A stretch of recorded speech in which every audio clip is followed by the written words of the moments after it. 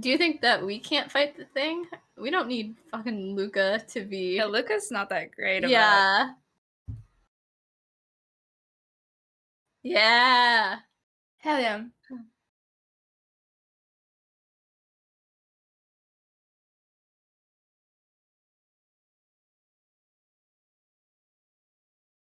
Is Emma okay? Trying. There we go. There she is. My mother calls me and she goes, "Are you about to get on your call?" And I'm like, "Yeah, I am." And she proceeds to talk about her day. And I'm like, "Hold on."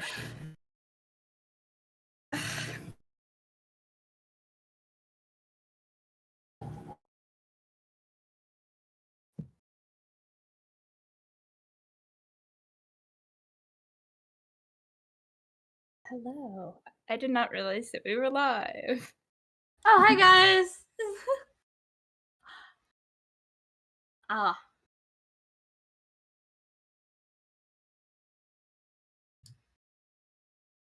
Secret. He's okay. Yeah.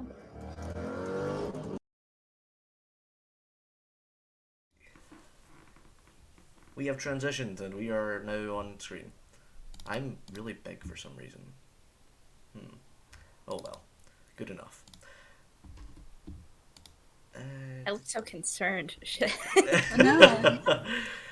Hello. Welcome to what should be episode 2 of chapter 2, but what is actually going to be more like episode 1.5 of chapter 2, as our dearest gunslinger Luca Ramonte is sadly not here, and instead we will be probably doing a little fight, probably doing a little bit of sleepovering, and generally just having ourselves a cute little girl boss time. I think. I think that's quite good. Wait. One of us is girl boss, one of us is gatekeep, one of us is Gaslight? Manwife? Gaslight. Mansplain, manwife, and Male wife. what? Manipulate. That's it. Who's who? I think that... I think that Asterisk is definitely gatekeep, but like, she's gatekeeping her memories from herself. Okay. I get it. So you guys are just taking my character questions from me. Yeah. Yeah, I'm taking We are over girl the bossing seat. your character questions. I think girl boss is Cassia. Yeah, I agree. Gaslight is Willow. Yeah. And does that mean that I'm about to gaslight Tyvane. is Luca a male wife? Luca's male. Yeah. Luca was mansplain manipulate, and then we turned him into No, he's just Or like the lovable influence. himbo, and we love Or that for Luca. So for this episode, I want you all to pick an NPC, and then think of their favorite moment. An NPC that is close to your party. You can each only have one, so if you pick it, someone else can't have it. And tell me what you think their best moment was. As if they were about to die, perhaps, and this was like a motif of their life.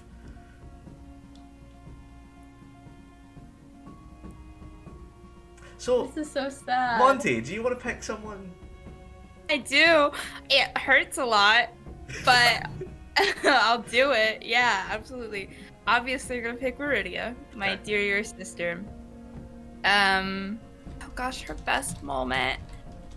I think the moment that like I reminisce about the most is Asterisk and Meridia sitting up on the crow's nest on the ship and having that like heart-to-heart moment where she spoke about how she recognized Asterisk and was confused, but they're just up staring at the stars, talking about distant memories and what they can barely remember, and I just think it's really poetic.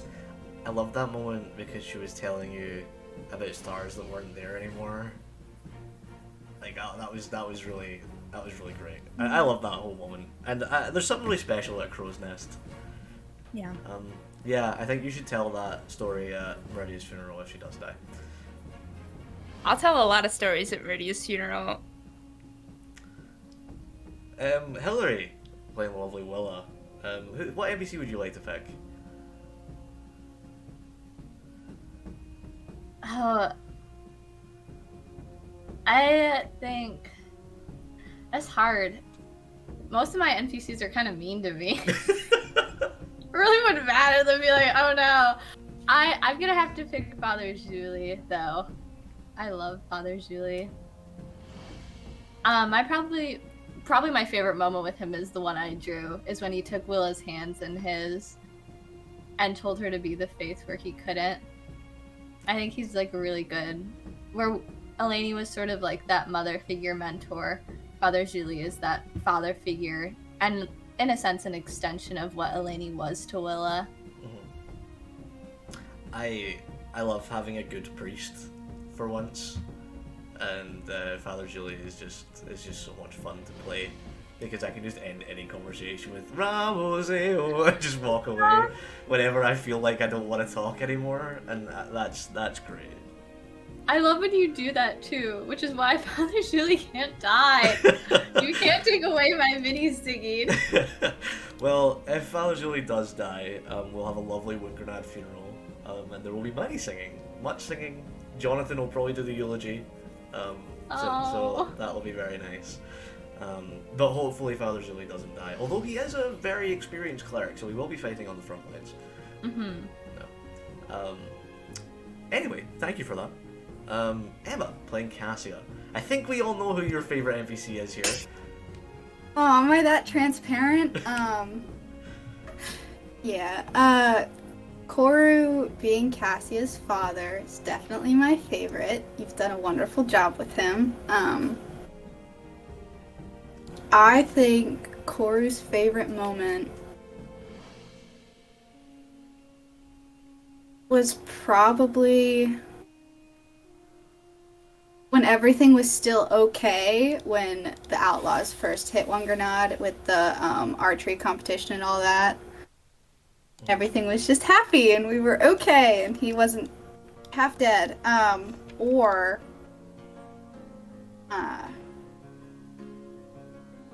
the day that everyone visited him after we found him with Gregaria's dagger in him, and he was in the church, and everyone was having a heart-to-heart with Koru. Especially his talk with Luca. That's my favorite part. That was a lot for me, but yeah. He gives off such protective father vibes, but he's also batshit insane, and I love Koru for that. I love it so much. You have no idea. I mean, I think my favorite Koru moment is him fucking charging into like 7 guys with a dagger in a wheelchair. That's so Koru. That's just great. And hopefully we'll get to see some more Koru. I have promised that by my hand Koru will not die. So, by my hand Koru will not die. But things do happen. So... And I think for me, because I may as well do one as well since we're here, how many NPCs are left? Not really that many. The main one that's travelled with you guys that you guys haven't mentioned is Cedric. He was my close second. Yeah. I almost picked him, but yeah, Koru was... Cedric's obviously been a lot of fun to play, and even more so when he got reincarnated, and it's just not really phased him all that much. Probably my favourite Cedric moment was falling through the ground into the dragon fight and giving those kind of last words of cool, you're alive? Sick. See ya. Peace. And then just like dying. That was pretty badass of Cedric, and I'll always remember that. And now he's back, so, you know. And also, you know, My favorite... Oh, sorry, go on. My favorite Cedric moment is when he's like, stand behind me, when they started the fight a little bit ago, and Cassia said, I'll stand beside you, and then everyone got sad. And then Cedric didn't die in that fight either, so Yeah, we're all happy. good. We're all good with it. And if Cedric dies, I don't think it's really that big a deal because Cedric's died before, so he'll snap out of it pretty quickly, right? Honorary Valley. We Exactly. bounce back. We love that. We love that. Okay, so I'm gonna jump into, because I completely forgot that I don't have the character map up or anything, so I need to do that. But we're gonna be. Oh, who wants to do the recap?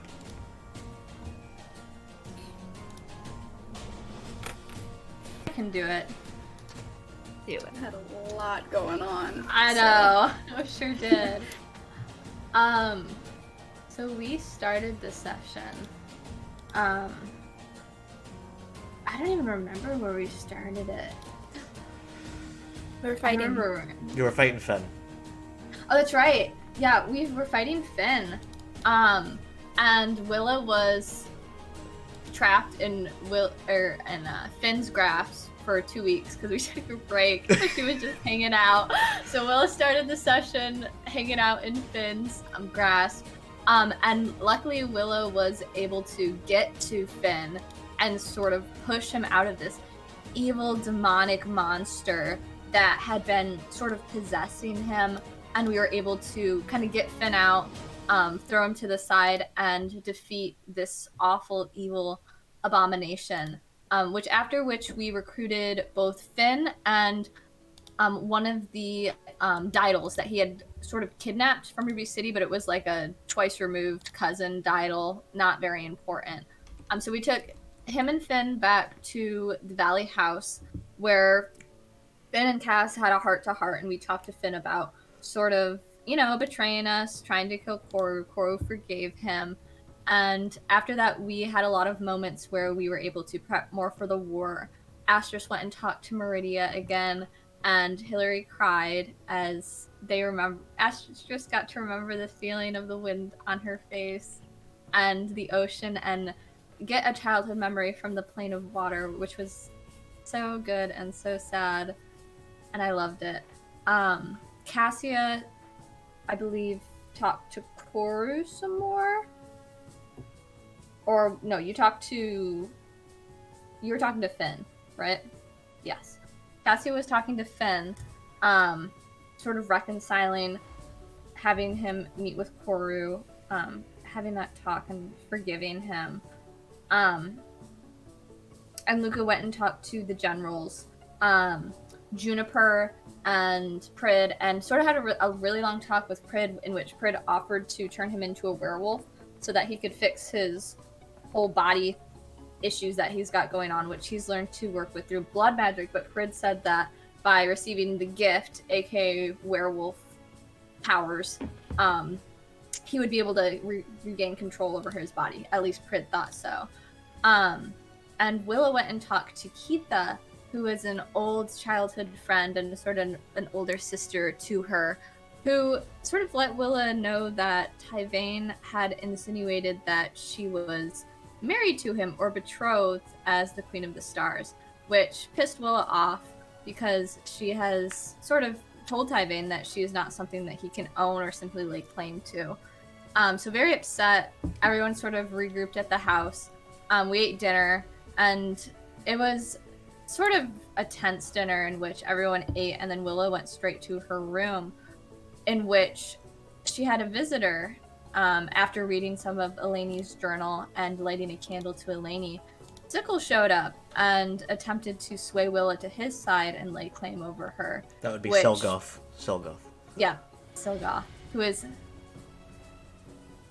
might be Sickle's brother in terms of some lore that we've gotten. Secret lore. But Silgoth showed up and was like, yeah, why don't you come to my side, shake my hand. And Willa, it was the straw that broke the camel's back. She blew up on him. Cassia and Luca came rushing upstairs and chased him off. And Cassia went outside to find that sort of a dome had been set over the house so that Tyvain couldn't get in, who was waiting. And she told him off. Bless Cassia. It was great. And Luca and Willa had a really long conversation about Willa's faith, her relationship with both Tyvain, Solar, and Eleni. sort of how she'd been raised and what her current thoughts were, and pretty much came to the conclusion that Willa deserved better and that her power did come from herself and it came from her family and her love and all the things that she's done. And they resolved to talk more in the morning over breakfast, which they would make from some newly discovered recipes that seem to be a hidden code in Eleni's journal that Willa has had with her.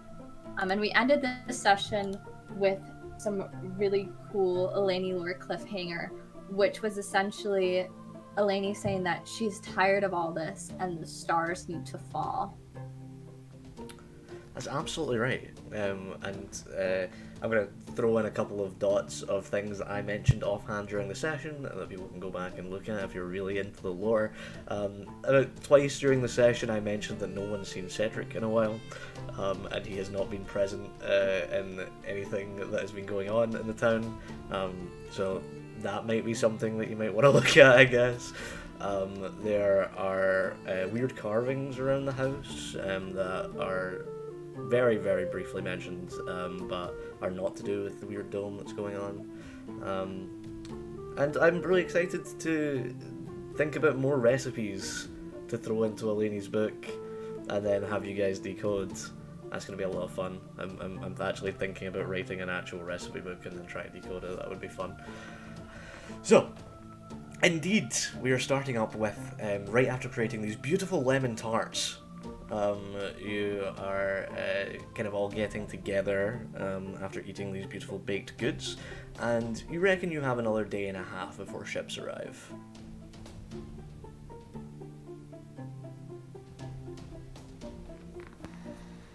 Astris is still at Meridia's, right? Yeah. No. We all got together.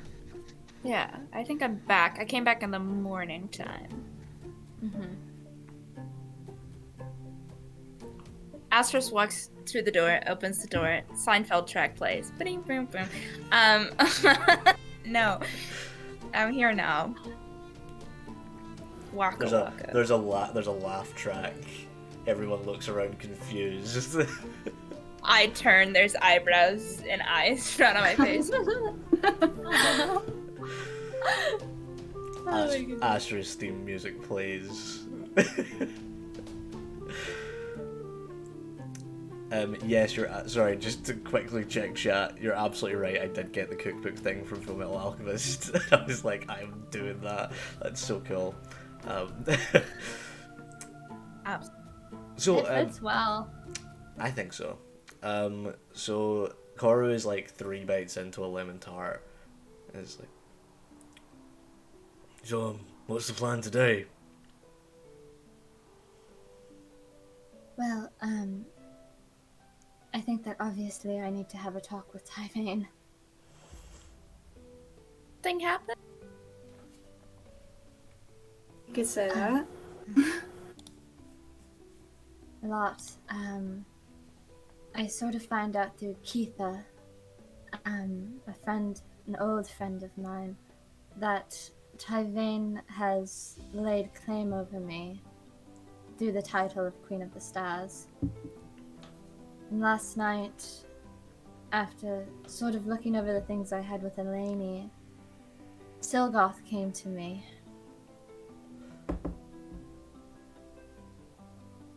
The one that was killed?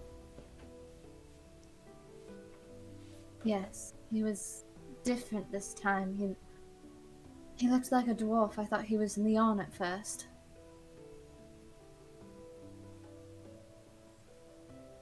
That's strange. What did he ask? He wanted me to join him. And I sort of... Well, I exploded. Sort of been keeping all of that in for a while now, and it felt good to get it out. And I know, Cassia, thank you for talking to Tyvane last night. Luca and I had a long conversation, and I think I'm finally ready to stand up for myself.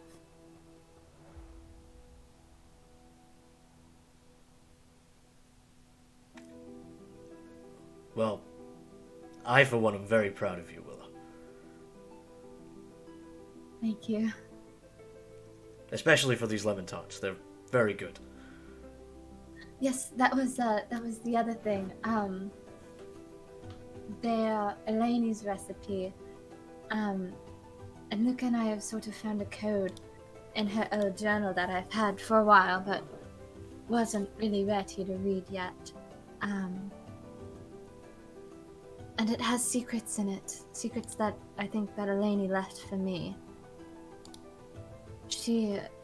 For this one, Luca and I discovered that she was upset, like I am, of all of this, all of what Salah has left for us and taught us, and on top of that, what Tyvane has done. She was fed up with it too. Yeah, they're rude.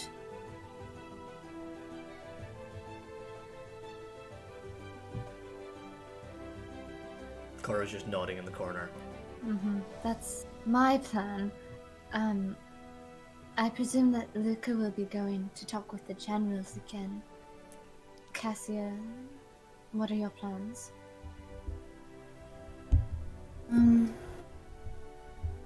Kind of want to figure out what exactly Silgoth did last night when he put that dome around this house, but I also want to check in on a few people that we haven't quite talked to in a few days before the war. There's also the very oversized cat that we found at Gunther's. Right. Yeah, I definitely like to deal with that as well, considering I impersonated my brother for that bit of time. I'll take any company. I think we should all go. I mean, if he was powerful enough to trick us all, and Koru. But Gunther has it under control, right?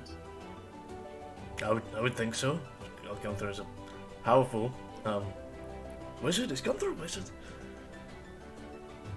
Still like to see doubt. it through. Yes, I would enjoy being there. No, of course. I'm just what the fuck is Gunther? He's fun. And old? Yeah, old. Yeah, definitely old. Well, I have to go to the general's meeting. I'll take Luca with me. Luca's like T-posing in the corner. idle state. His hair is like doing that glitchy thing where it's like in like video games. He like picks up Luca, turns him round, and has him under his arm, and just walks out the door with him. Don't say that shit right after I take a drink.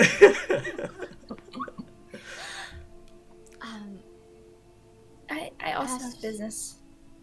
I was going to ask how your trip to Meridius was last night.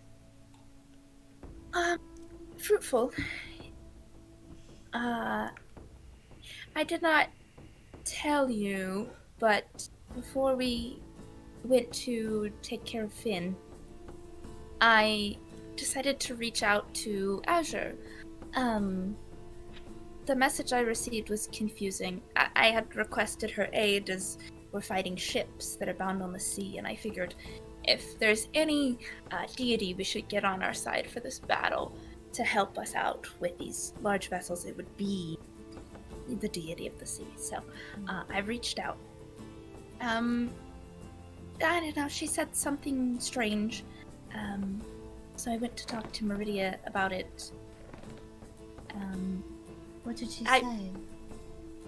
She seemed concerned and overwhelmed with that information.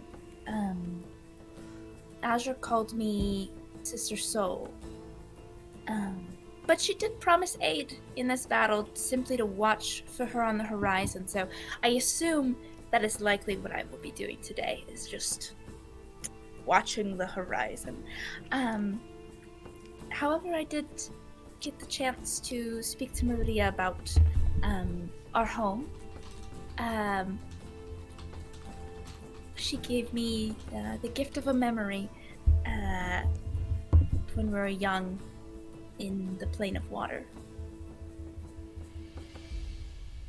It was good.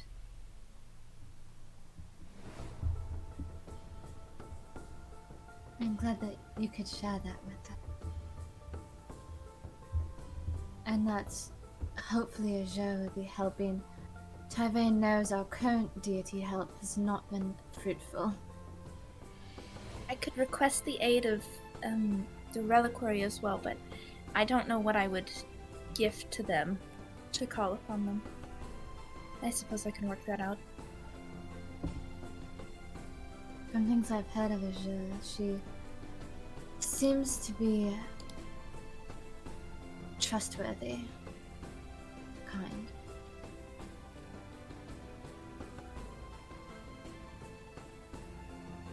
At this point, I think we can agree that we'll take any sort of help we can get. Agree. Well, should we go take care of the bloodthirsty tiger person with backwards hands? I suppose we should. You all head to Gunther's. It seems to have rotated more since the last time that you were there. It's like almost turned all the way around, but the door stays in a static position.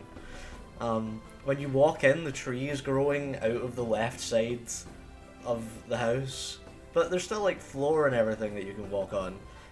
Gunther is sitting in the corner where the tiger is, and they're playing cards through like the field of the runes.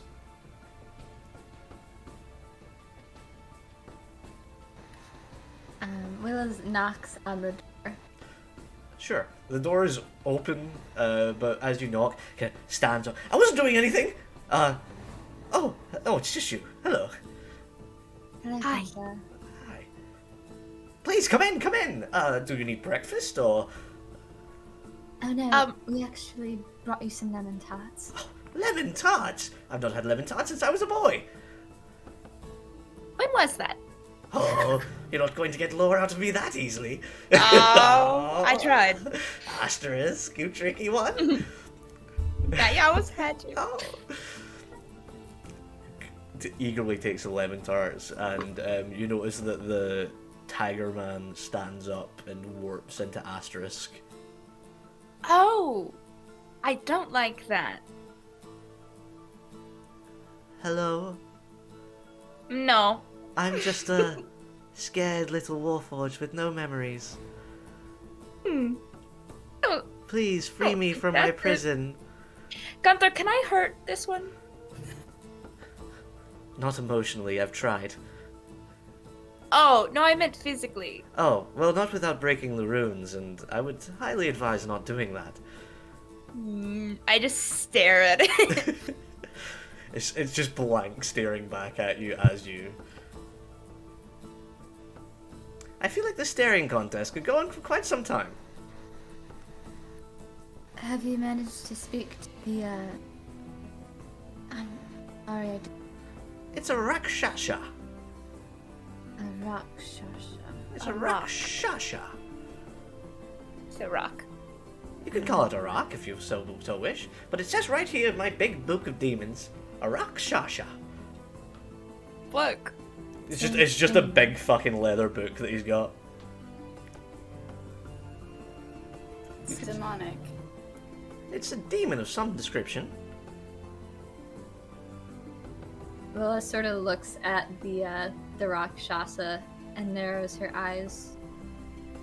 Are you working with Silgoth then? Turns back into its tiger form and like looks at his claws and goes, I don't even know who that is. Oh, are you ambitious? I tend to be. Sort of fancy yourself an entrepreneur of sorts. Well, I do have myself many businesses in the Ruby City. Oh, a businessman. I see. I can respect a quote-unquote hustle. This is a new word that I've learned. Oh, yes. What do you deal in? Oh, you know, souls, mischief, torture, pain, occasionally gold too. I don't mind gold. I happen to have a soul, so this intrigues me. What do you do with these souls? Well, I mean, depending on how illustrious the soul is, I either bottle it and put it on my shelf with the others, or I send it down to a couple of my underlings to tear apart and eat for dinner, if you know what I mean. I don't. Oh, well, it's rather gruesome. I do have my little, shall you say, a soiree that I have in hell. It's rather nice. I've built myself a little cottage right on the lava front. It's beautiful. I've got the perfect view. So, me and a couple of my, less furry friends, we hang out there and, they take the scraps that I send back from the surface. You understand? Mm. So I was here, trying to cause a little bit of mischief, by posing as that, what was his name, that daft boy? Idiot? No, that wasn't it. Ugly. The name isn't coming to me. Real stupid face. Stupid. We've been told not to tell names. Well, anyway, he was all tied up like a little, maiden, in an owlbear cave, and, well, I decided his identity would be real nice for me. Why did you come to Wonganor? I just happened to be passing through, to be honest. I heard the Ruby City was coming here, and I figured, well, why not cause a bit of mischief before they get here?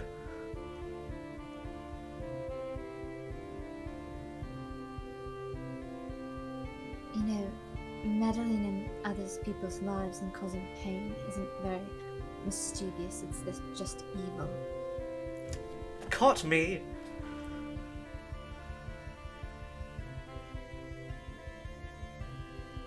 Sorry, yeah, my hands are meant to be mirrored. They're the other way around. The thumbs are this way. Just imagine my thumbs are this way when we... Mm-hmm. So now what are you going to do? I mean... Well, one of you will get annoyed at me enough that you'll stab me in my pretty little gut, and I'll head on back to the hills where I can party for a couple of years before I'm, poof, put back into the shell of one of my many corpses that I leave around. You see, I keep them in these very nice pickling jars, and then whenever I need to come back, I go poof, back into a body, sprout out some fur, and there you go. That What if we don't kill you? What if you don't kill me? Well, then we can have many lovely conversations. I could tell you about your mother. I could tell you what's happening with Tyvane and Silgoth for a price. And... God, I could even maybe help with those ships across the water. Question. Of course. You collect souls. Do you have one? Me? No. No, I'm just cinders. You're much more interesting if you did have a soul. I mean, maybe there's some kind of warped interpretation of a soul inside me, but not quite the same thing, I don't think. Are you sure? You know, I'm actually not. Gunther, Yes? is there possibly something we could do to contain a soul? Container of sorts. Well, I could put it in some kind of jar. Thinking something more portable. Something wearable, hopefully. Well, if I took a jar and made it smaller, perhaps it could be worn around a necklace of some kind. Oh, that would be lovely. I would love sort of a pocket-sized kitty cat. Well, I do know how to summon familiars. No, I want this one. This one, Is the that what we're powerful, calling him? the powerful demon. You want me to put it inside of a necklace so you can wear it around. Just its soul. I'm not sure it has one. Well, figure it out. I'm not the scientist. Of here. course, of course. Sorry. He runs off and starts pulling books out of the bookcases. Really, you're going to have me, what, as a shoulder parrot? Oh, no. No, I simply want to just contain. Where we can just chat whenever you would like. This does not sound good for me. It doesn't sound good for you, but I think I've trapped more powerful beings within my own head. This has been very fun. He pulls out one claw and starts cutting across his neck. I won't be too long. Just hold on a second. Just blood is gushing out of his neck. Just a second, please. Hold on. Stop. Doing that. He appears to be Didn't trying you to have kill things himself. you wanted? Didn't you have things you wanted to tell us? Well, yes, but I don't want to be turned into a little tiny tiger and kept around as a slave. Well, I usually I'm do the very slavery. Persuasive, in terms of speaking with Asterisk, who is my very good friend, if not sister. So perhaps if you tell us some of the things we're wondering about, we can come to one of your deals. Gunther, can I cast a spell that does not harm? Would that break the seal? I don't know. Maybe. What kind of spell are you looking for? I'm just trying to make him not hurt himself. I say go for it. What's the worst that could happen? Okay. I cast Geese, so he needs to make a wisdom saving throw. What's my custom run check? It's just a +4. It's a 13. Nope. So I can issue any command that I choose, short of anything that would result in certain death. So that is gonna last for 30 days. And I simply tell him, you may not harm yourself. The shaking claw retracts and his hands go back to normal. And he just like goes, ah. Oh, we will release you from this life when we're done. Oh God, what did I do to deserve this?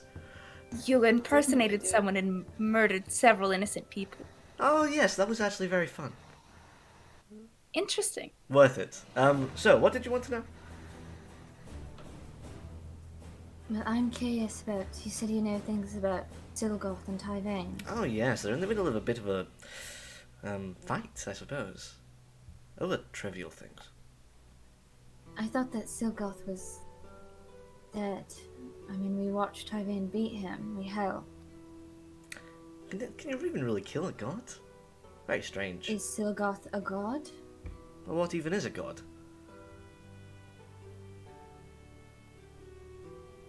Anyway, True. I'm not really from this part of the Hells, so I can tell you what I know. But I'm more of the Sickle side of the Hells, not the Silgoth side of the Hells. So I'll tell you what I... Was in the Hells. Well, you see, we have a bit of a hierarchy in the Hells. I'm from the top, the second plane of the Hells. The second level, as you would call it. We chill there. There's a couple of succubuses that I'm quite good friends with. I really like the incubuses, though. They're great. Anyway, we have some drinking and some partying. But then when you head further down, you get into the kind of nastier parts of the Hells. You're looking at real nasty individuals. Lots of imps. I don't like imps very much. They're very tricky. But anyway, that's where Silgoth lives. He lives on the lowest planes of the Hells. And what is Sickle? Well, he mostly deals with the upper surface world and the sun and stuff, but he does control the first two planes of hell as well.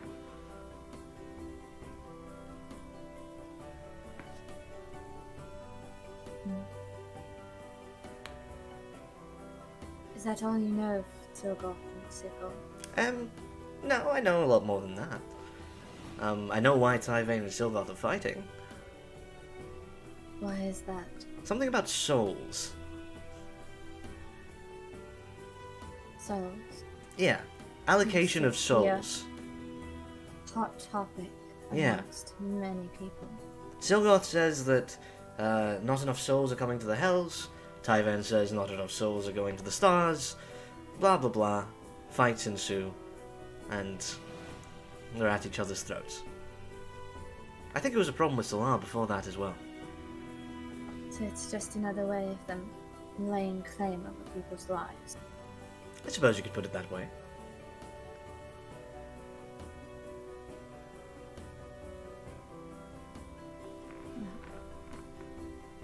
Thank you for the knowledge. How do I know that you're telling me the truth? That's the funny thing. You don't. I please cast tell Zone my of Truth. Hold on. Because he's charmed by me, technically. Uh-huh. Geese means he's charmed by me for 30 days. Mhm. So, would you please tell my friends the truth? It's actually not in my nature. I don't mind you at all, Asterisk. Really. But it's not really my nature. No, I know. But I'm asking nicely. I know you're asking really nicely, and I appreciate that. The answer is still unfortunately going to be no. That's Alright, very I'm gonna- disappointing. Cast Zone of Truth, which is familiar considering he's been under it before.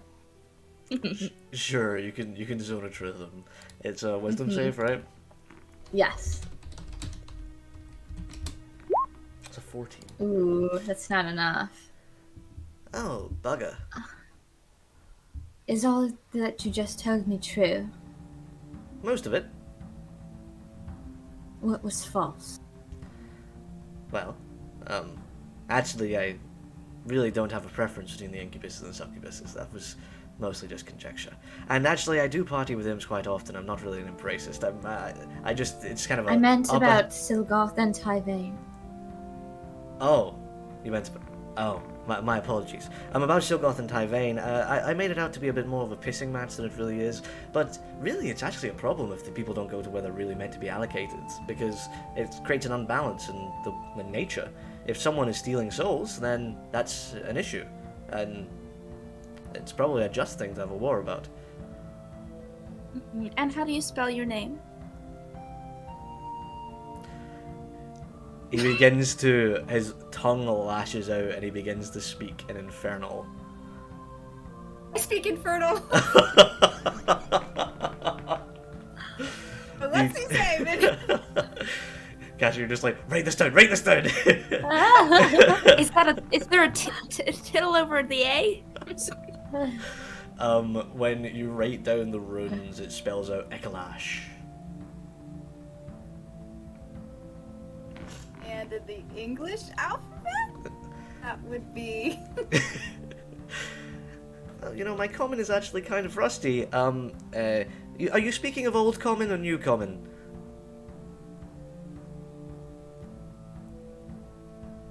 New?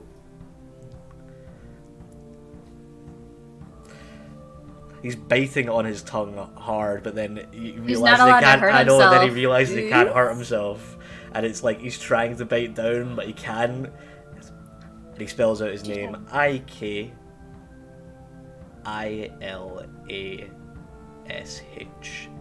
Ekalash. Be useful later. So, Icky? I would very much prefer that you didn't call me Icky. Oh, great. Icky it is. The hairs on the back of his neck kind of bristle up.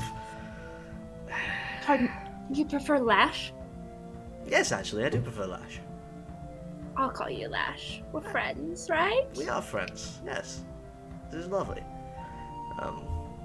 I could actually use a cup of tea, perhaps, or a glass of wine. I wonder if create water would break the seal. I create water at his feet. Dick 'em. He reaches down and like scoops some of the water up in his hands and whispers an incantation into it and drinks deeply, and you can see that it's wine now. Unsettling, but an interesting party trick. It's not really wine, it just looks like wine. Does that make you feel better? A little, yes. I'm glad. Is there anything We're all else I about- can do for you? I really don't want to, but you do have me in this zone of truth and in this cage, so there's not much I can do about it. Do you know who's stealing those souls? Stealing the souls? Well, that started a very long time ago. How long ago? God, it must have been at least 50 years ago. That's really not that long. Well, it was 5 lifetimes ago for me. And do you know who it was? Who's stealing the souls? Just about anybody that could get their hands on them. Souls have power. I steal a couple of souls. I steal souls whenever I get the opportunity. But large scale? I don't think anyone really knows. I would imagine Silgoth, if I had to guess. My buddy Jermaine, he steals souls too. Is Jermaine kinder than you? No. They call him the Soul Stealer. He sneaks in windows and steals people's souls. Are you like the kindest of your friends? I'm certainly the sexiest. Well, I didn't ask that now, did I? No, you're quite You right. are in a zone of truth. How are you lying? Yeah, is that true? You said it. Is it true? It's opinion. He's allowed to say it. It's opinion. Not if he knows the truth. He's very confident. Gross.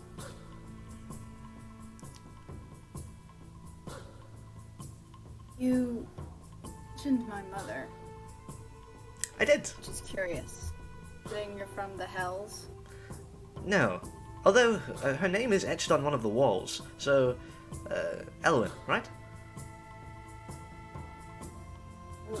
Etched on the walls. You see, Explain that. there is a very large wall of that is engraved with names of people that are chosen for life in the Hells. Well, afterlife in the Hells. Your mother is on there. I have not met her.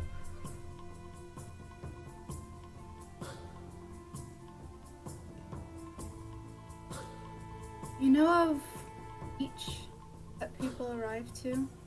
Guy. I know just about everyone that is slated for the Hells. It's engraved in my memory.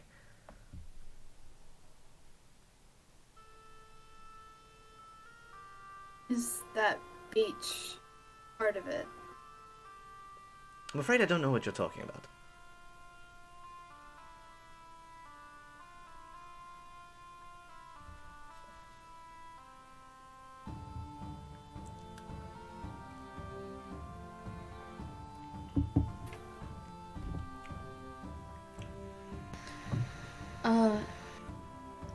Are any of us or friends meant to go there?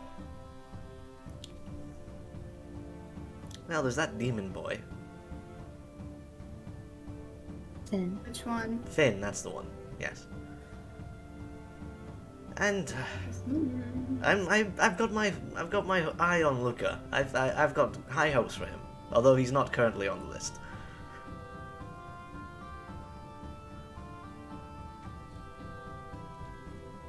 none of my friends will be going there. You know, if all the soul stealing keeps up, you're probably right.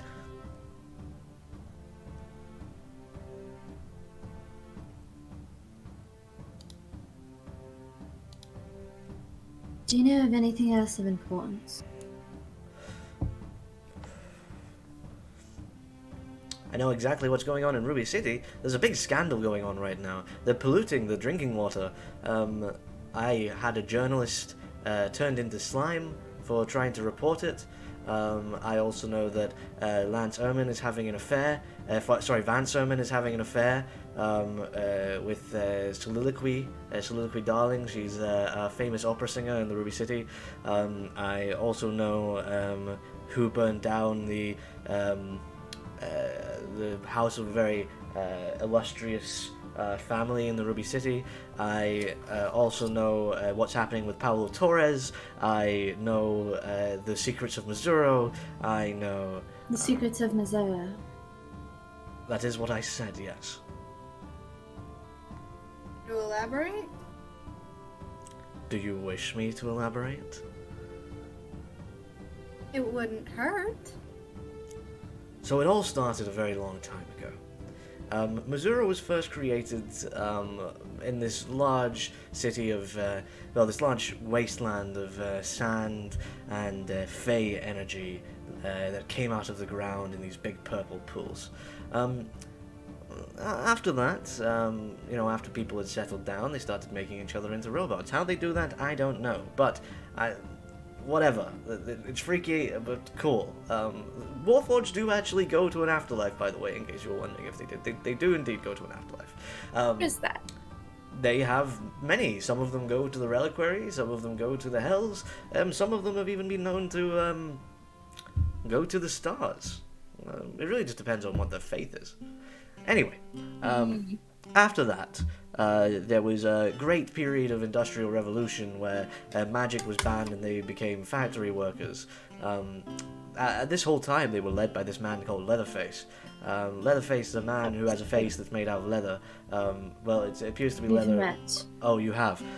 He's a character for sure.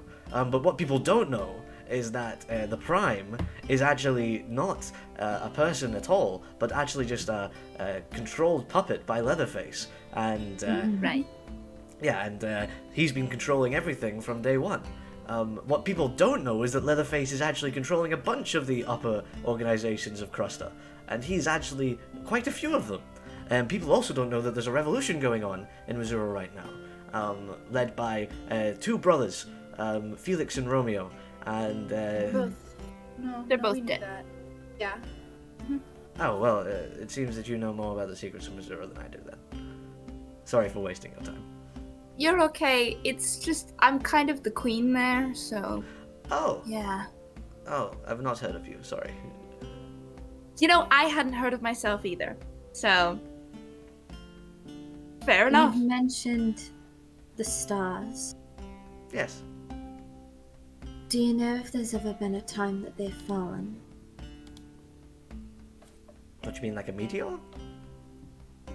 My sister described stars that used to be there but are no longer there. What happened to them? It's a pretty natural occurrence for stars to fall, but the stars aren't real stars. There are the celestial bodies in the sky that are giant balls of gas, and then there are the god-made figures. Those aren't real, they're just projections. Stars fall out of the sky because they turn into hunks of rock and fall to create craters and things. This is simple physics and What do you mean chemistry. they're projections? Projections of the gods.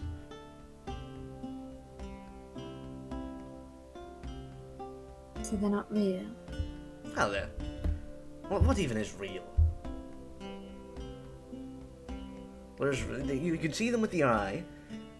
They're real. They're just not actual balls of gas in space that are on fire.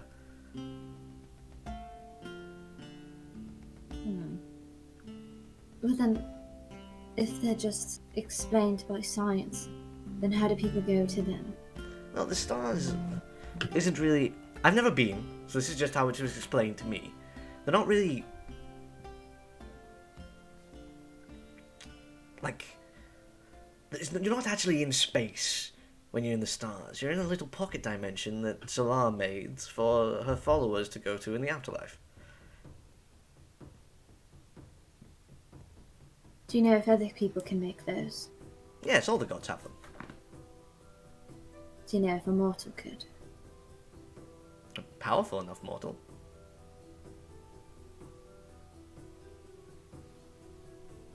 Write that down. Write that down.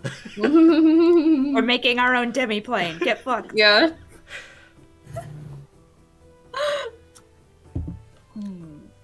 How do you know so much about everything? It's kind of my job.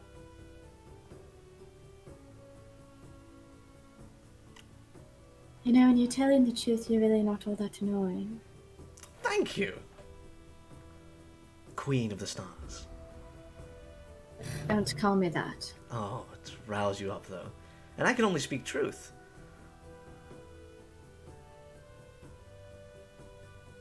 Things can change. It's very true. Like, he looks down at the growing puddle at his feet, and it begins to short circuit the runes. Like, I can escape at some point. Hold on. Fuck. Planar binding. No, it takes an hour. You can see Gunther kind of looks over from his book. He goes, "Oh shit!" And actually, I goes, "Excuse me, right? My ride is here." And he steps forward through the runes and straight through the floor. just told him not to move a muscle. That would have been a better thing for him to not do. Well, that is quite unusual. Is my floor okay? Begin searching the floor. Seems fine. At least we I were able dismiss the water. to talk to him before whatever that was. We have at least 30 days, because he's still friendly to me, so... Yes, of course, we can find him later. No, I don't think we will find him later. Gunther, did you make any progress on that research? Well, with enough time, I can create some kind of binding spell in a little tiny, pocket dimension, that has reduce cast on it, so you can have tiny kittens in there. You will have to feed them, though, otherwise they will die in there. And preferably poke some holes in it, for air. In the dimension? Well, no, in the cork that corks the dimension. Oh, I was like, that doesn't seem not a great thing to poke holes in space and time, kind of. I feel like that would end badly. You know what? Don't worry about it. But now you have that research, and it's something you could potentially market and make a lot of money off of. So you're welcome. Yes, I will call them Shark demo Tanks. balls. Call them Shark Tanks. Shark Idiot. Tanks. No, I will turn them into little circular contraptions, and I will throw them at people and trap them in my little pocket planes. Oh. Aha. Interesting. Probably don't do that to human people, but animals probably is better ethically. Still not good. Probably don't. I will try. Anyway, I need to clean up all this water. I dismiss it. The water's gone.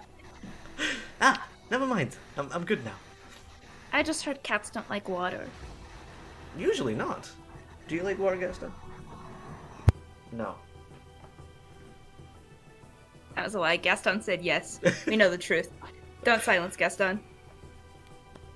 Well, that was terrifying and mildly productive. Thank you for your help, Gunther. We will be departing unless you have any last requests of us. Nope, just gonna make some more potions and alchemist fire so we can throw it at those ships. Gunther, is there anything that could help us? Running? I meant sort of about your time. No. I've got plenty of materials here. I've got everything that I need. No, I meant like anything you might know. Anything I might know. The Ruby City are a very formidable force. I would be scared, more scared than you appear to be, if I were you. Good on putting on a brave face. I don't know much, but I know I'm feeling a lot better knowing that you are all at the helm of this.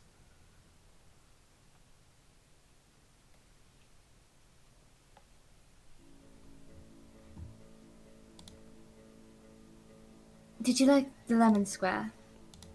I did. He's got like lemon crumbs down him. It was fantastic. Well, if we win this, which hopefully we do, I'll make you some more recipes. They were from my mentor, Eleni. You should leave some for Cedric. I Have haven't you seen him lately? He was here yesterday. Did he say what he was doing or what he planned to? He asked me to grow him some flowers. Didn't say what he wanted them for. Odd. Not really. Cedric's an odd person, but that wasn't a very odd request. You seem okay? No more depressed than usual. Last time he was here, he asked me for 3 live eels. So, flowers were rather normal. When did he ask for 3 live eels? I think it was a couple of days ago, actually.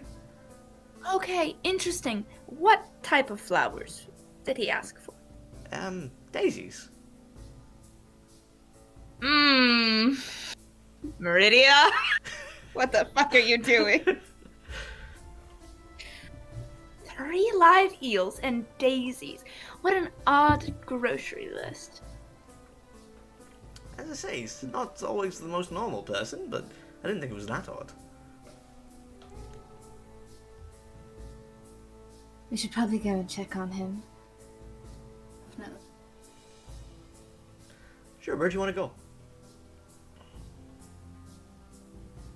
Seen him, think- so we don't know where he is. You think Meridia would know where he is? You can ask. I can try. If not, I do have locate person, I think. Yeah. No. I do. He's probably playing cards with Meridia. No, he wasn't there last time. Did she say where he went? No, I didn't really ask, because, no offense, I like Cedric, but I was more concerned with visiting with my sister. So you guys head to the Sorry, Father. church. I assume. Mm-hmm. Yeah. Father Zuli is there. Him and Meridia are playing cards. He's lost his pendant. It's on the table in front of him. Meridia, I told you not to accept money or gifts from people of the claw. I'm going to be quite frank. He offered. Father Zuli, what did I tell you last time? Father He Zuli's will just kind of always shuffling to you. the side. He's like, I thought Baghdad was on my side. Meridia, give it back. Freddy just like sighs, pushes it across, puts it back on ashamedly. Willa replaces the spot with a little container with the lemon tart in it. Lemon tarts? Fantastic. Good stuff. We made them this morning. Fresh lemon tarts? Even better. What do we owe the pleasure here? Have you seen Cedric? I personally haven't. I've been busy doing my sermons and healing people up. Which reminds me, Meridia. I have to do sermons and heal people up. Ramos Deo!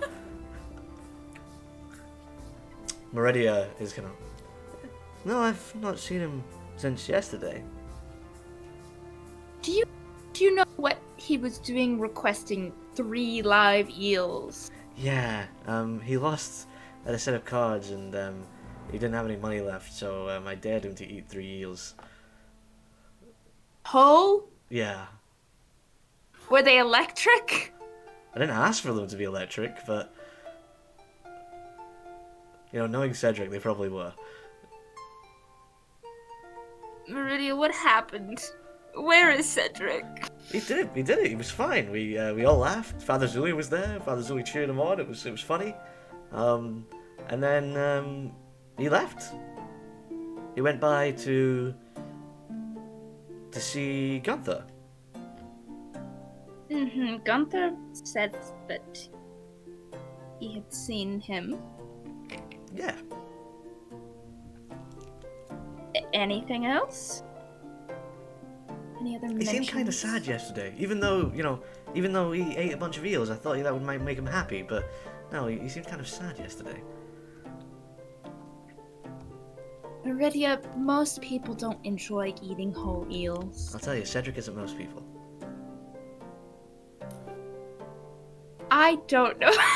I don't know how to reply to that. Gunther said that the last thing he had asked for before he departed and disappeared was, daisies? Oh, one time we got very drunk together, and he told me that daisies were his wife's favorite flower.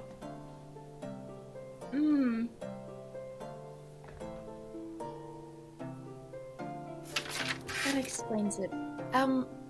Cassia, where is his wife buried? Any? At their farmstead that is still burned down and not been rebuilt. I think we might head that way. Well, I'll be I here. figured. I heard daisies. I'm like, uh-oh. Uh-huh. Thank you, sister. Of course. You guys head out and up towards the burned down farm. As you walk up, you can see that there's no one in sight as you're standing like on the threshold. It all looks pretty empty. I'm going to cast Locate Creature. Okay. It can target 1,000 feet away from me. If the creature is moving, I know the direction that they are moving in. Cedric seems to be like 30 feet in front of you. But we can't see him? No. Gosh. It sure is terrible that Cedric isn't here to see all of the money that Meridia has won. There's no reply. Cedric, are you there? There's once again no reply. We We'll have head in. the flowers.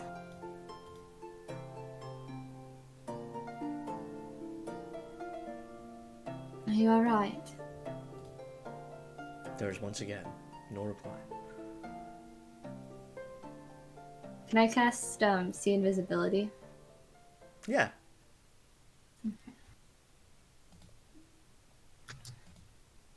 You don't see anything. Lilla's eyes sort of glow. She looks around. I still don't see him. You said he was close, Asterisk? I'm going to approach the area where he is and get 5 feet away from it. Sure. What's your passive perception? 20. 24.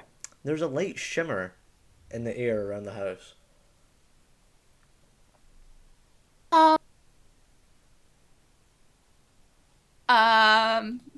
I'm going to drop Locate Creature after I've gotten within 5 feet of where he is, and I'm going to instead cast Detect Magic. Yeah, there's a very strong illusion magic coming from the burned down house.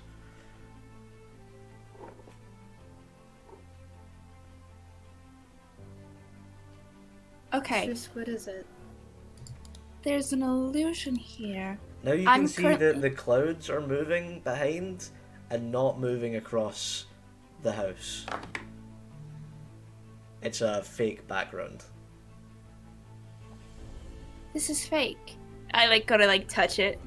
You immediately push through and the shimmer breaks and suddenly you can see Cedric kneeling, mouth bound, gagged, completely beaten up and bloody, with a man in a leather jacket standing above him with his hand in his hair, pulling his head up. Pull up my Entangle. crossbow and I aim it. You go to cast Entangle and he flicks his other hand and it dissipates. He counterspelled me, that bitch. I bows out and point it. I am completely uninterested in this. Let our friend go. Your friend? Oh, he's one of you outlaws. Interesting. I was planning on just a little bit of light torture, but if he's one of you, I suppose death is a better alternative here? Who are you? I don't think that I am the one who's meant to be answering questions right now. You see, I have your friend here. Very close to death, right? He pulls down the band. And Cedric goes, "Fucking run!" Oh, no. And Cedric begins to convulse in pain. No, shh. I think I'm going to be asking the questions, if you don't mind. I said if I don't mind. If you don't mind, I will be asking the questions. Could you answer me when I speak to you? Yes. Sure. Thank you. So, what are our defenses looking like? They are looking like people. People. People's good. How many numbers do you have here in Grenade? More than one. I stab at him with my spear. I shoot. Okay. Could I have cast Mislead while they were doing this? Like, after he talked, too? That's what I was gonna do. Thank you for the raid, guys, by the way. Hello, welcome in. So, can you tell us what Mislead does? Yeah, so I become invisible at the same time an illusionary W appears where you are standing. The double lasts for the duration, but the invisibility ends if you attack or cast a spell. And then you can use your action to move your illusionary double up to twice your speed and make it gesture, speak, and behave in whatever way you choose. You can see through its eyes and hear through its ears as if you were located where it is. And each of your turns as a bonus action, you can switch from using its senses to using your own or back again. While you are using its senses, you are blinded and deafened in regard to your own surroundings. So, like, Willa did, like, cast that and then made her way to right behind where Cedric is. And So what are she's the right behind him. components to that spell? It is semantic. Uh-huh. Hold on. Which, is that spoken? No, that's verbal. No. It's hand motions. Yeah. So I'm going to roll a perception roll to see if you saw that. Which is... Would I roll? you can roll a sleight of hand or stealth if you want. Okay. It's a 19. Okay. Come on, Will. If her sheet loads.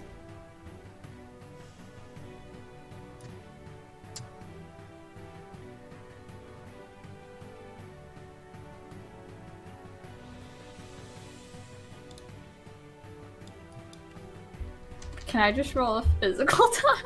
It's not loading. Yeah, go ahead. Okay. One sec.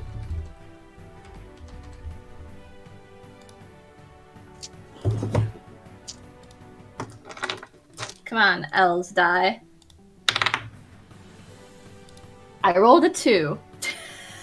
So he sees you do that. And It's just a little hand wave, though. He doesn't know what it does. and immediately sighs, and you watch as energy courses through Cedric's body, and his eyes roll into his head, and he slumps to the ground, dead. Am I behind him though now? Like I still work the spell. You work the spell, but he was holding that action for if anybody made a move to try and apprehend him, he was just going to kill him. So, you have done the spell, but now we're going to roll initiative. Okay, got it. If my character sheet will load. Oh, I forgot to click. Oh no. I got within 5 feet of Cedric, technically. Here, you can be there then. Okay, I was gonna say, I was like, I think I did. Yeah, am I a little closer? Because I imagine he killed him as I was running towards... You can be there. There you go. Okay, cool. Bless. Let me roll for Raynor. But he actually got 8.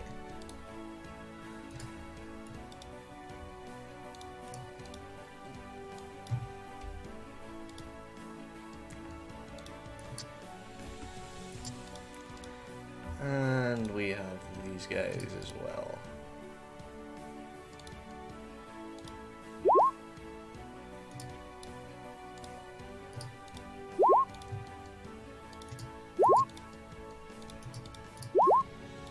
I'm gonna give myself advantage on initiative.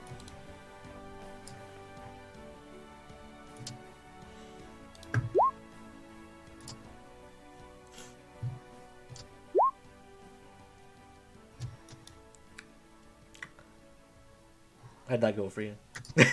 I got an 11. Sometimes it works. Sometimes it works.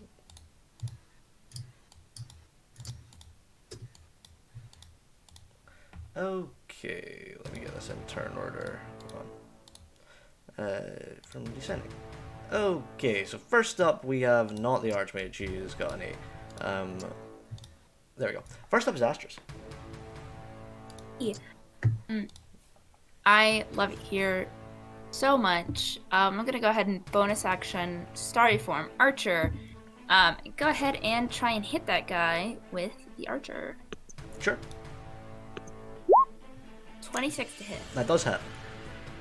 Perfect. That's 11 radiant damage to him. Okay.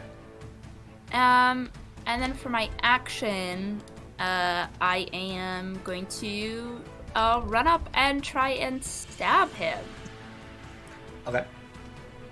Let's see if this works. This is my first time using my spear. 15 to hit. 15 does hit. It's just -1 fucking 50. So he feels better.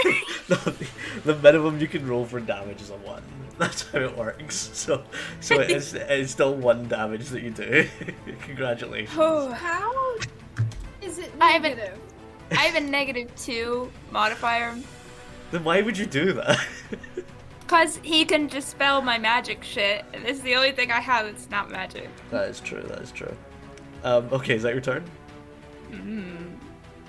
Okay, next up is one of the mercs. It's this merc. This merc's gonna run up to here and go in on you We go for it. with his mace. Oh, he's got advantage. Hold on. Oh, he's already got advantage. That's an 8. No. That's a 19. 19 does hit. Okay. That's 3 bludgeoning damage. Oh, oof, ouch, my bones. Rip. Next up is another Dialtech merc who's gonna run over here, grab this body, be like, yo, see ya. No! See you later. God damn it! I'm Get an attack off of stage. opportunity? No, because he went on the other side, so he's not within 5 feet of you. Okay. Yeah. He's just gonna drag this body. He's got one more move in him. There you go. He's gonna drag the body that way. There you go. Next up is Willa. Well, now he's just outside of my movement. I'm gonna get as close as I can to Cedric, run it after. You can always dash. Yeah, but then I can't I know. revivify. Oh. Do I get advantage on my attack if I'm invisible? Wait, I have a question. Uh-huh.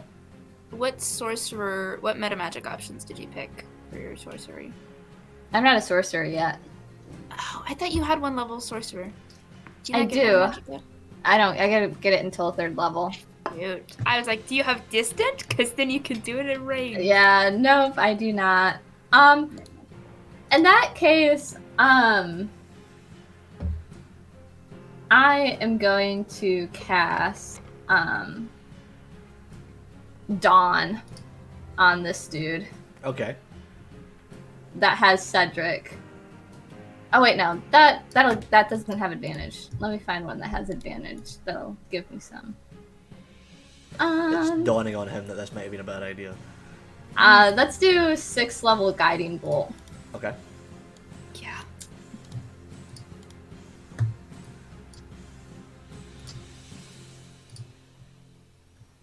Doo, doo, doo. 22. 22 hits. Alright, the question is this gonna do it at level? Yeah, it is. Okay, cool.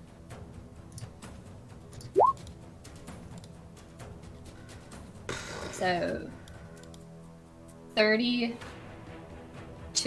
That's how much radiant health he damage. has. So you just immediately blast him in the chest with this guiding bolt, and he goes flying back. His leather jacket opens up, and you can see he's got this light chainmail underneath, which just rips apart with radiant energy as he coughs up some lightly glowing blood and dies. Yeah, Willa, like, comes out of her invisibility, casts a bolt of lightning, and then turns her head to the guy, the one directly kind of across from Cedric on the left, and just goes, "Hands off." You roll intimidation. Yeah.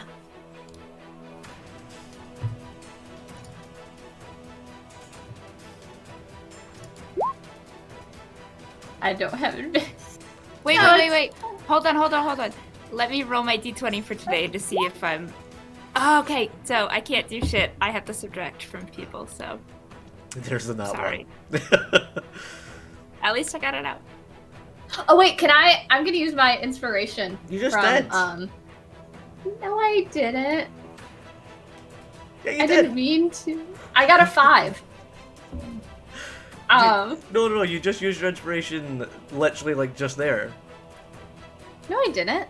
Did you not? No, I didn't For mean the- to roll that at advantage. No, for the hand thing. Oh, but you were no. Am I wrong? No, I didn't. No, you used it for your initiative.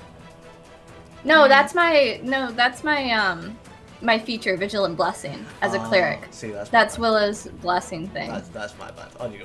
Yes, please go ahead. Okay. Normal. I'm so scared. He doesn't look at all intimidated. This really cute butterfly girl is like, "Arr." Fucking sparkles on your Ah. face. You have sparkles on your face. Come on, of She course. glitters. The guy looks pretty upset that his friend just died, but he doesn't look intimidated by you. Cassia, you're up. I'm steady aiming, shooting the main guy. Okay. Definitely.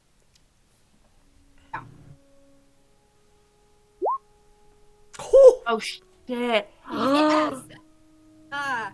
Okay. Cause that. Fuck. All right. So 10 there. Uh-huh.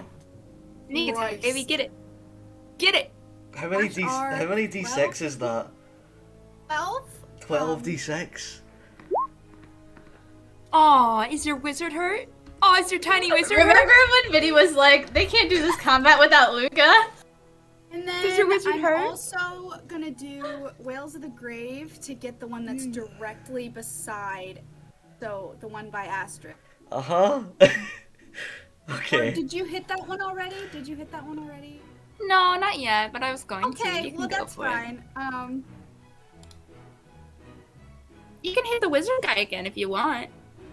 No, No, I you can't. Not with whales. Did that not go through? Oh, come on. See ya. Come on. Okay. Oh, this fool. Okay. 20 to the thug. And then Okay. 51 to your wizard. Yeah. You hit the wizard right in right where the leather armor's sigil is, and basically tear it up. And you can see as your arrow's flying over, you can see that it says Rainer, and it just completely rips it apart. It looks like you got him right above the heart. He's bleeding really heavily, and it's this black blood that lets you know that you've hit something important. He staggers back a little bit. Looks like that was really sore.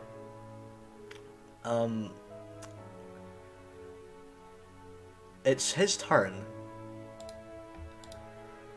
Now I need to figure out what I'm gonna do because Your wizard hurting? Yeah, like really hurting. Aw, that's tough. Stop trying to kill my family members. We're girl bossing Stop. over here. Stop flat out killing them. Okay, I think I've had enough of this. He's gonna grab Asterisk by the face and also Interesting. point at Cassia and cast Banishment. Can you I'm both make me from here. charisma saving throws, please? I'm from here, you fuck. Get out of here.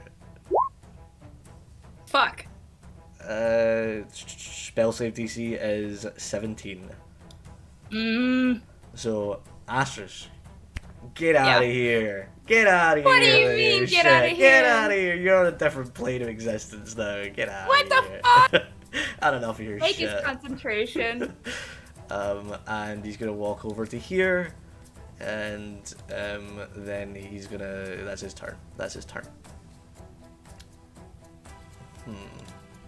It's just the thug's turns.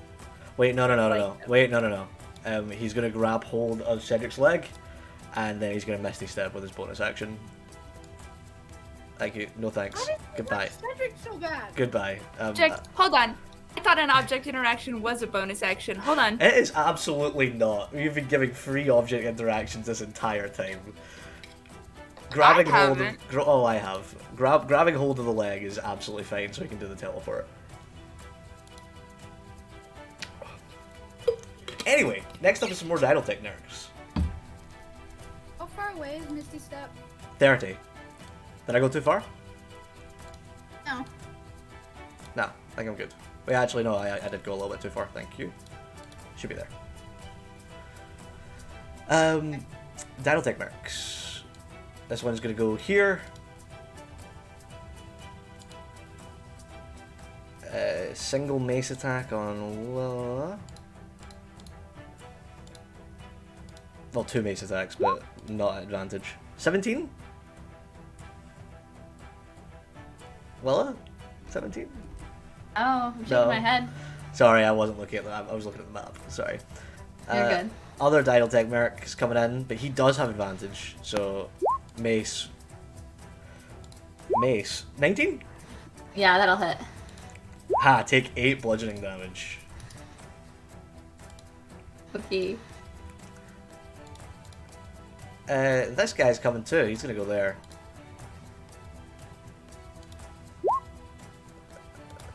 $20 is 5 more bludgeoning damage. Hit. And the other one's dead. So now it's Willa's turn. Okay.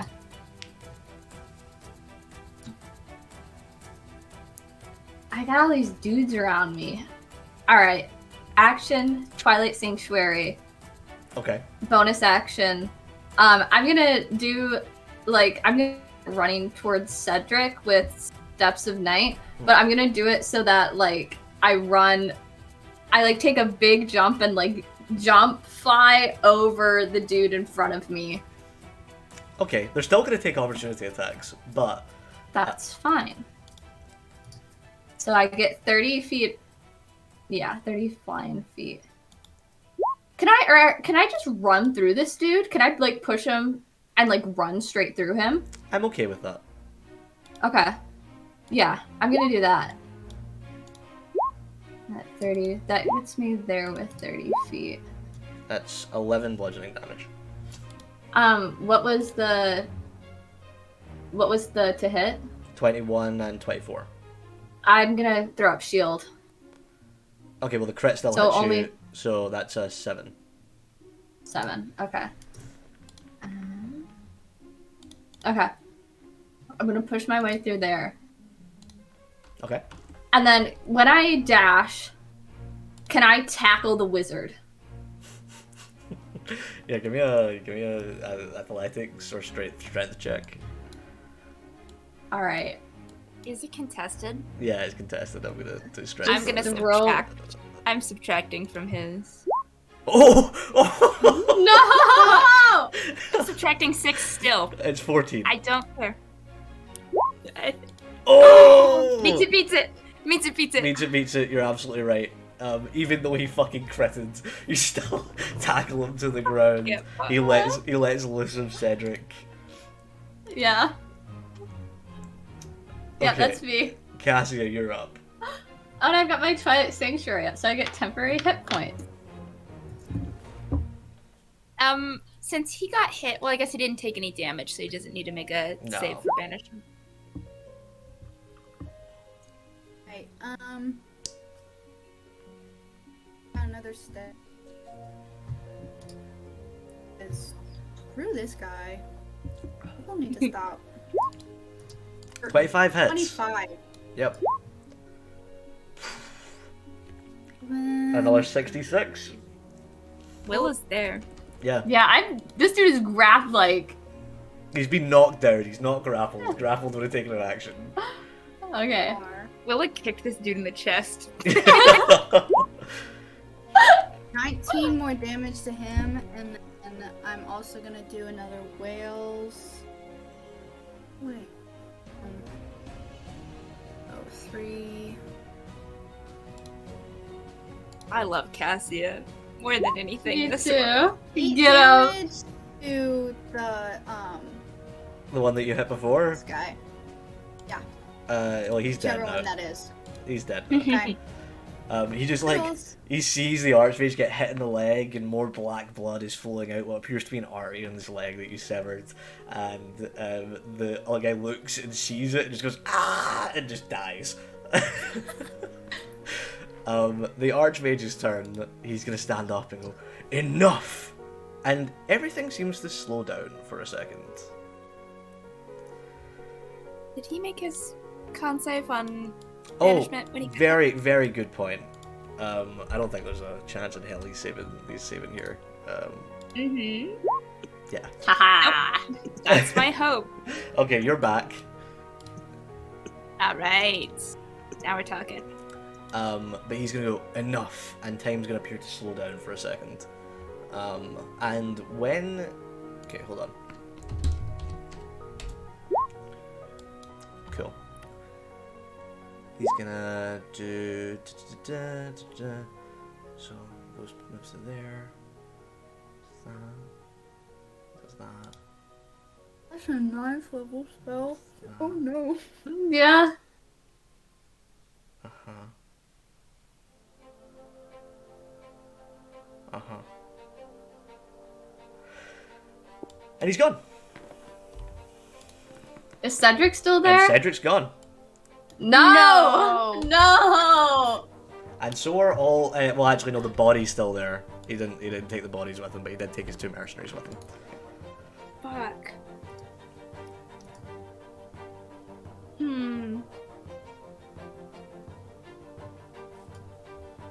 All right. Well, Initiative's over.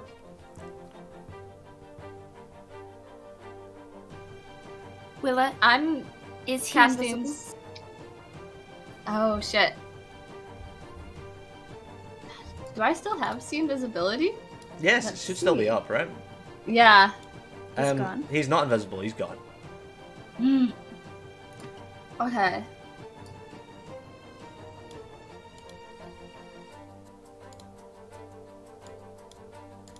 They hide.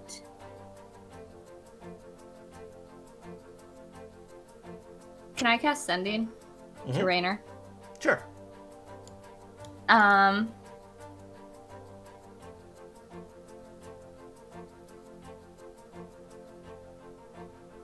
Come back here with our friend. We can make a deal if Cedric is returned safely to us. We'll warn. There's a brief pause. And then you get back. Don't worry. I'll send back Cedric in lots of little pieces.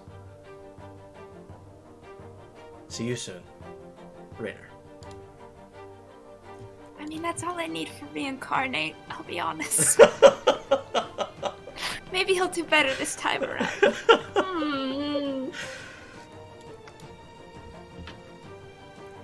Well, it just starts crying and looks at Cassia and shakes her head.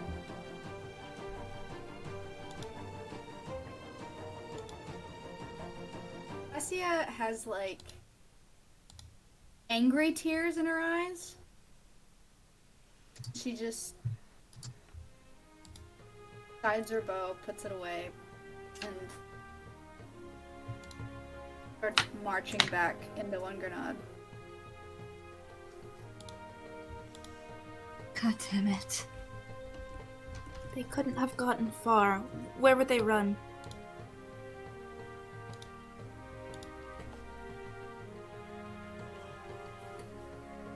Willa just crosses her hands in a prayer.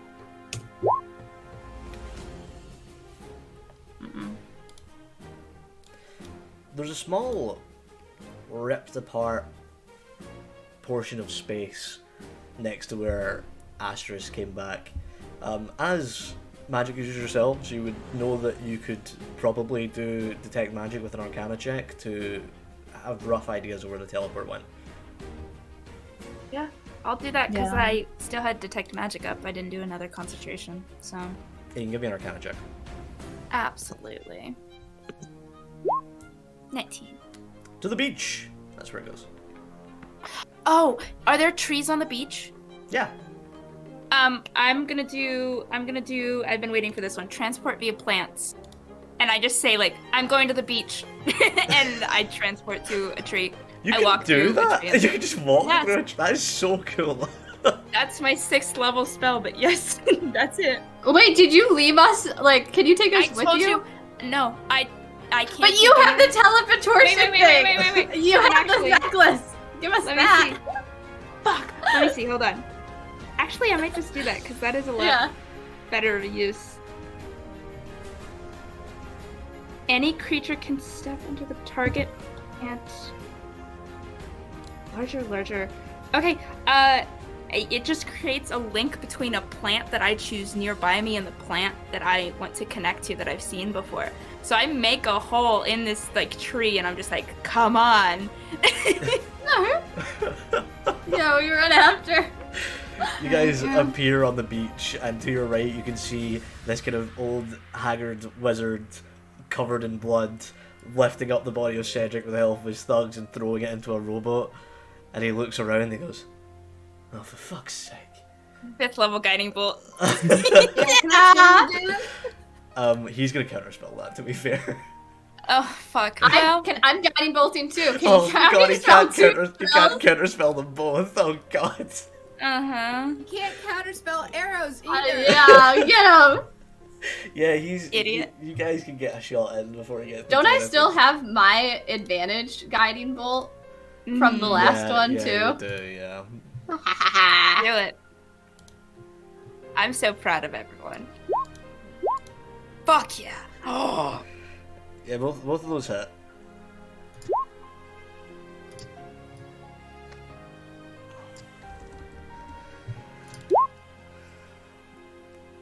Gain back that much health. And... You don't have 66. There's no one nearby him. You don't have sneaking. Oh wait, you have advantage. Oh, because of the. Oh, Yeah. because you're steadying.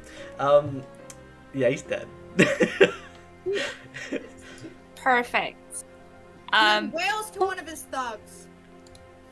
The thugs just surrender, and then one of them gets like coiled in this horrible, ghastly scream and drops to the ground dead as well. And the other one looks at his friend and is like, "Ah!"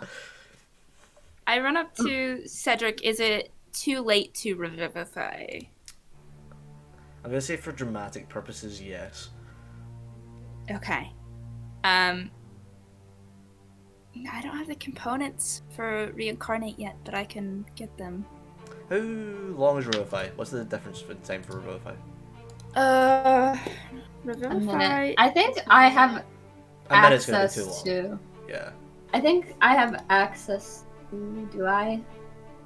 I have reincarnate. I think I have like the I just need the one. oils. The one that's like 2 diamonds. I think that's 5th level. Yeah, I have Raised Dead. I just need to take a long rest. Gunther also probably has it, considering he did it already. Yeah. Let's just bring Cedric back. I'm gonna bring back. I'm gonna like cast Entangle and put like the thugs in handcuffs essentially, and like pull their boat ashore so they like it's beached and shit. And I'm just gonna be like, "We've got them." Hey, Coral Vinny. be so pleased. Yeah, how far away was I from the body of the wizard? Like 30 feet? Beautiful! Tell me a flower. A flower. Let's go for orchid. Beautiful. Dried orchid appears in my palm. Okay. I have another soul trinket. We can Creepy. ask him a question if we want. Oh yes. I could also take one from one of the thugs, but They don't know anything.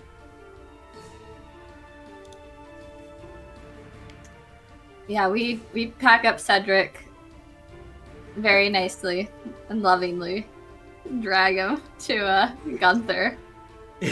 idle style. You can see the ships are getting closer in the distance. And are you guys gonna teleport? Can you walk back through your tree? Is that still? Yes. Okay. Yeah. Yeah, cool. So you'll just walk back through the tree with Cedric and Are you taking Rainer's body? Mhm. Okay, you'll Can we take. just throw it in the ocean? You could, yeah. What do we want to do with it? I throw it in the ocean, and I'm going to cast divination, and I'm going to take some like sand and just like heat it up and crush it in my hand, and I'm going to ask Azure to let this motherfucker get eaten by a killer whale. I'll snack. There's like a light chuckling from the ocean as the body is swept up by the waves. That Hell is yeah. all. So you guys head back to Gunther's. Cedric's body in tow. Gunther has no questions. Really, again? Gunther just keeps... Cedric just keeps getting himself killed. Bring him back. I could reincarnate him into a new form. Yeah. Yeah. Gunther, do you know any other wizards or people like you? Any other... Sorry, what? Like magic users? Well, Father Zuli is an accomplished cleric. Someone named Raina. Don't know Arena. He's the one that did this. Oh, he must be rather powerful. He's in the belly of a whale now. Oh, I've heard that it's rather comfortable in bellies of whales. Killer whales. Oh, no, not so comfortable. Well, if you just bring him over to my operating table, I'll get to work reincarnating him.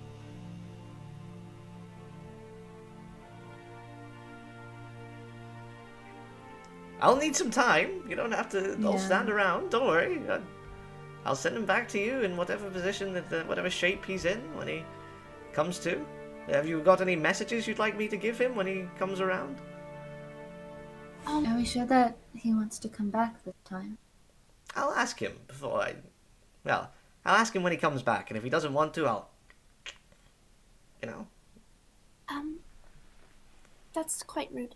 Could you please let him know that, what time is he's supposed to return if he chooses? Sometime in the evening, I think. Around dinner time? Perfect. I'm planning on having a dinner before the big battle. And let him know that, if he misses the dinner, Cassia will be very sad. Understood. Well, It's a family dinner. Oh, sure, I can do that, no problem. Oh, also, you're invited as well, as payment. Oh, thank you. Payment soft. Stop, masters. You know I have no need for money.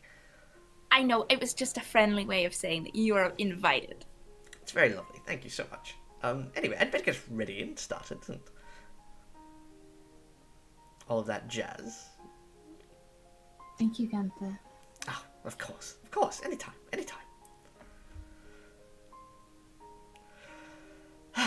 So What as are you... we going to do now? Exactly. We're sort of on the porch. Yeah, exactly.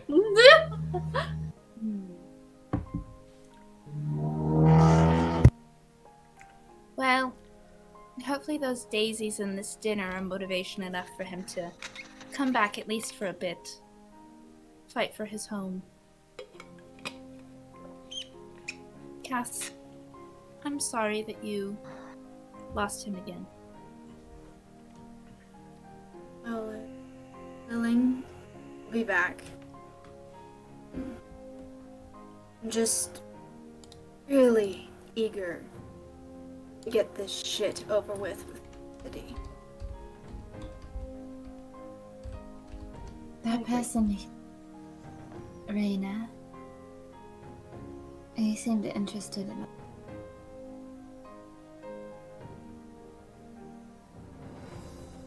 Ruby City's been interested in Cedric for a while, but this has definitely been a lot more personalized, I think. I do know that there's not more people like that who are already here and going to have.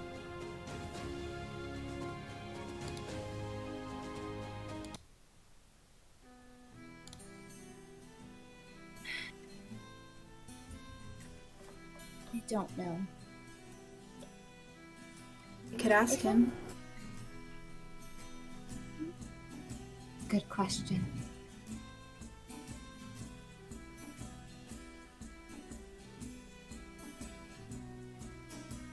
What I can do can't make it truthful, his answer, but If we I can ask cast him one question. Zone of Truth where Cassia is holding the thing, would that like work? I'm gonna roll yes because it's fucking cool. Okay. I'm too used to lies to not know how to get the truth out of someone. Fair enough. And Ass is gonna take out the orchid and she's gonna crush it in her palm. And the question we want to ask is, like, is there other people like him that are coming? Correct? Yeah, or already here that are going to hurt us from the Ruby Are there City. like betrayers? Basically? And she'll crush it and ask, are there more like you coming to attack Wungarnad? Or already here? Are there more of you that are a threat to us? Kind of thing. A shadowy figure appears behind you, whispering in your ear. Well, there are none like me. I'm the one and only. But my friends are many, and they are near, lurking in the shadows, just out of sight, waiting for the right time to strike. And then it dissipates. He said there's more lurking in the shadows, waiting for the time to strike. But that he's pretty much one of a kind, which can go either way, really.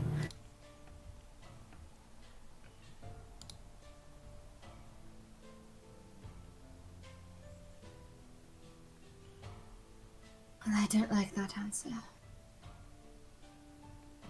I wasn't expecting anything less, personally.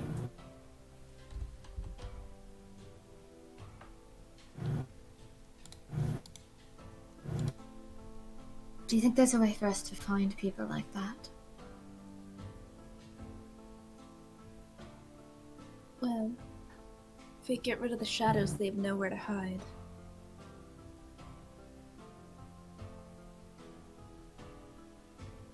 How does one get rid of shadows? Like that. Turn on the light. Aster's like moves her spear so it glints, like reminiscent of when she cast Sunbeam, and was just like, they can figure it out.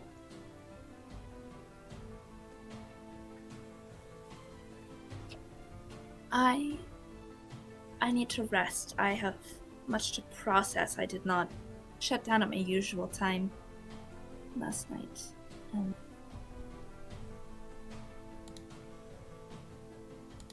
That was a lot. Is that something we can do?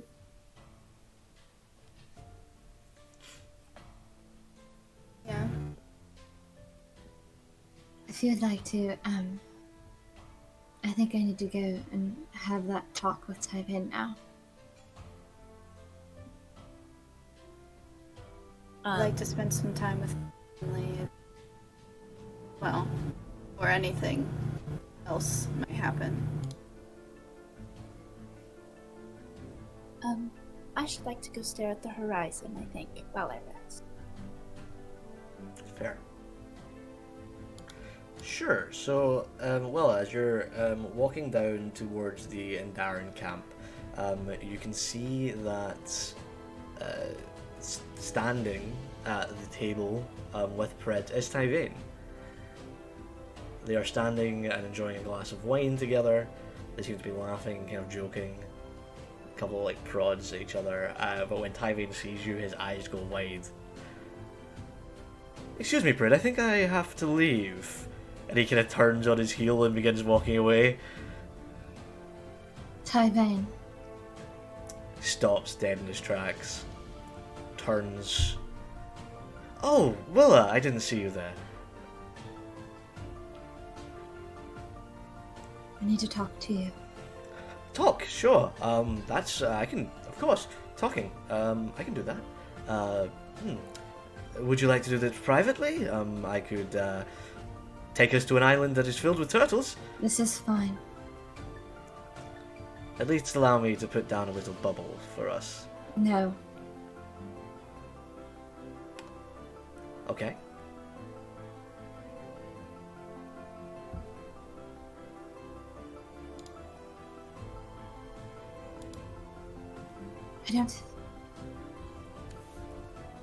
I don't like the way you treat me.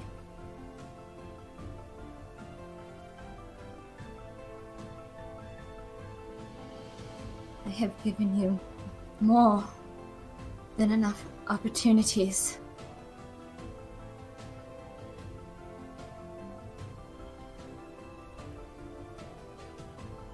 I've given you love and forgiveness.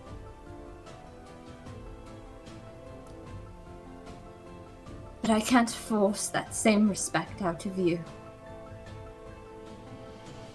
And you won't give it to me. You think of me as something you can own.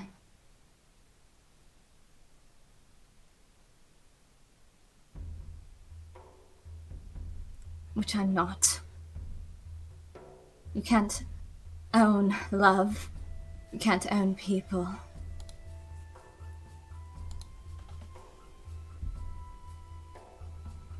So I am leaving.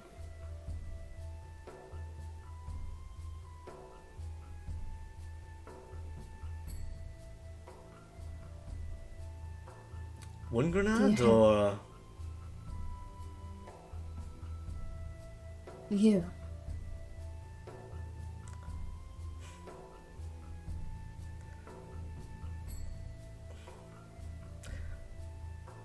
I didn't calculate that as an option. You've never given my choice any thought, have you? I promise it's not just you. I know it is a problem. Are you saying that you have a problem with the way I govern? Have I not made that obvious? Not until now.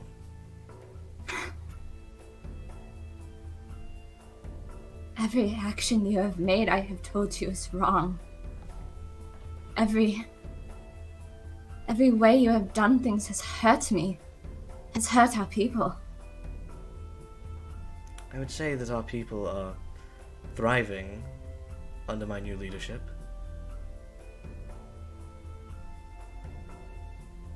Perhaps it is you that is not willing to give up the needs of the one for the needs of the many.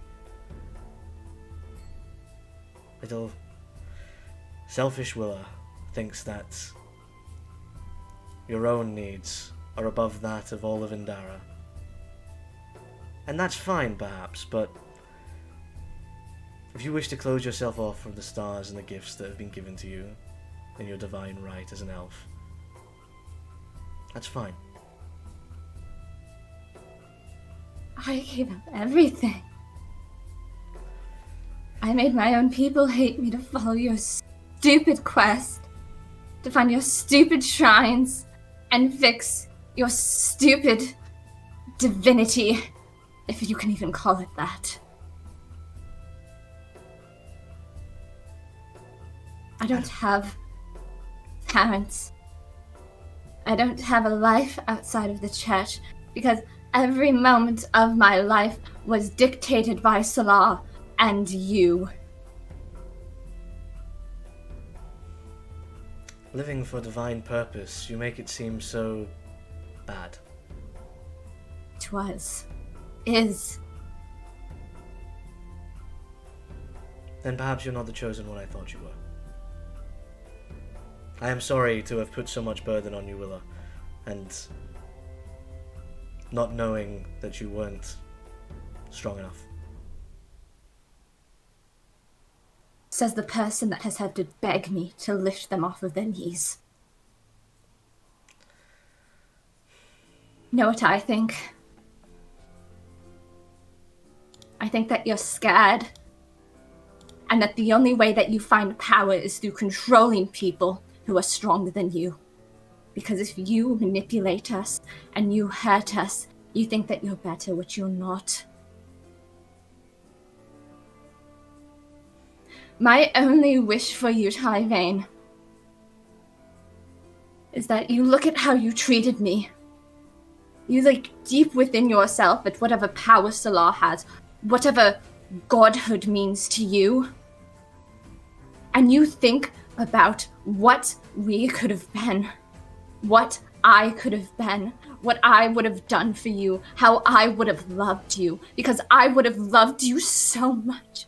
I would have given you everything. I did give you everything, and you turned around and put a label on me.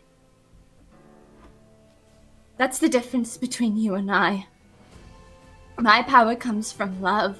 It comes from my willingness to serve others, my willingness to have served you. There was no willingness in you to serve me, to lead. There is only false control and fear. Are you quite done?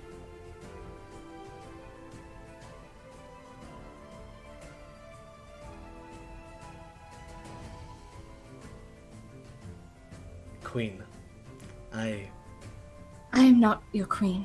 I know that now.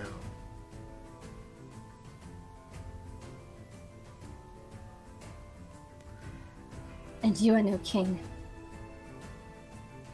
You're right. I am a god. Then tell me, Tyvane, what makes a god?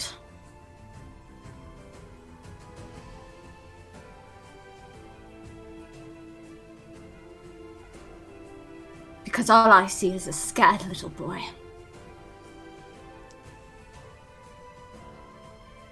I guess you won't be needing this power then.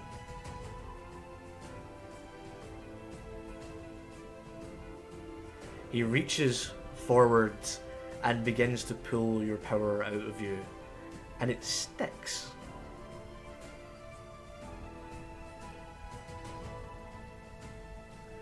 Sorry, that doesn't usually happen. Hold still. My power doesn't come from you.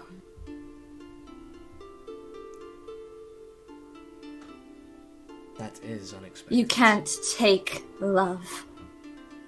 It can only be given. And I don't love you.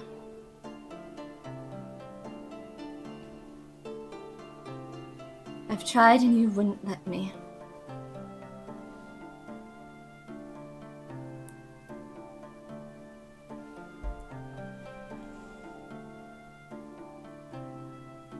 Do you even know how to say I love you in Elven? I speak languages older, and no one has Then ever say heard it. them. Say it. No.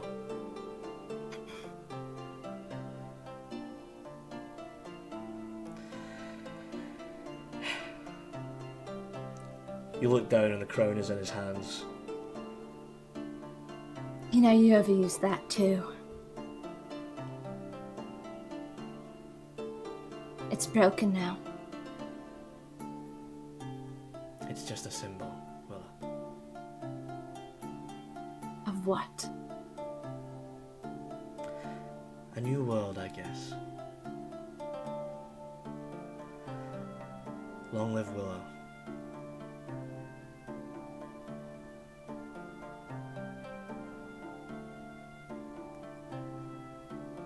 I'll see you in the stars. I'll be making my own place for the ones that I love. Look after the people while they're here, and send them home when you're done. I do truly believe in what you're doing here. There is no home with you. You don't know what a home is. You're right, but I would like to. Then why don't you let me show you? I always liked that place with the turtles.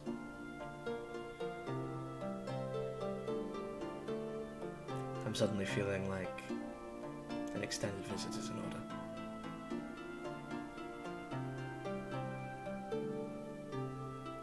I'll miss you, Willow.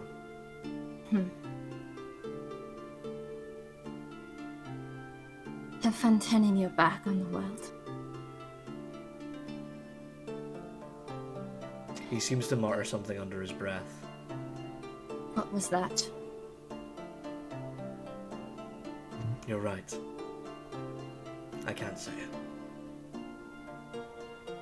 Even if I tried. And then he's gone.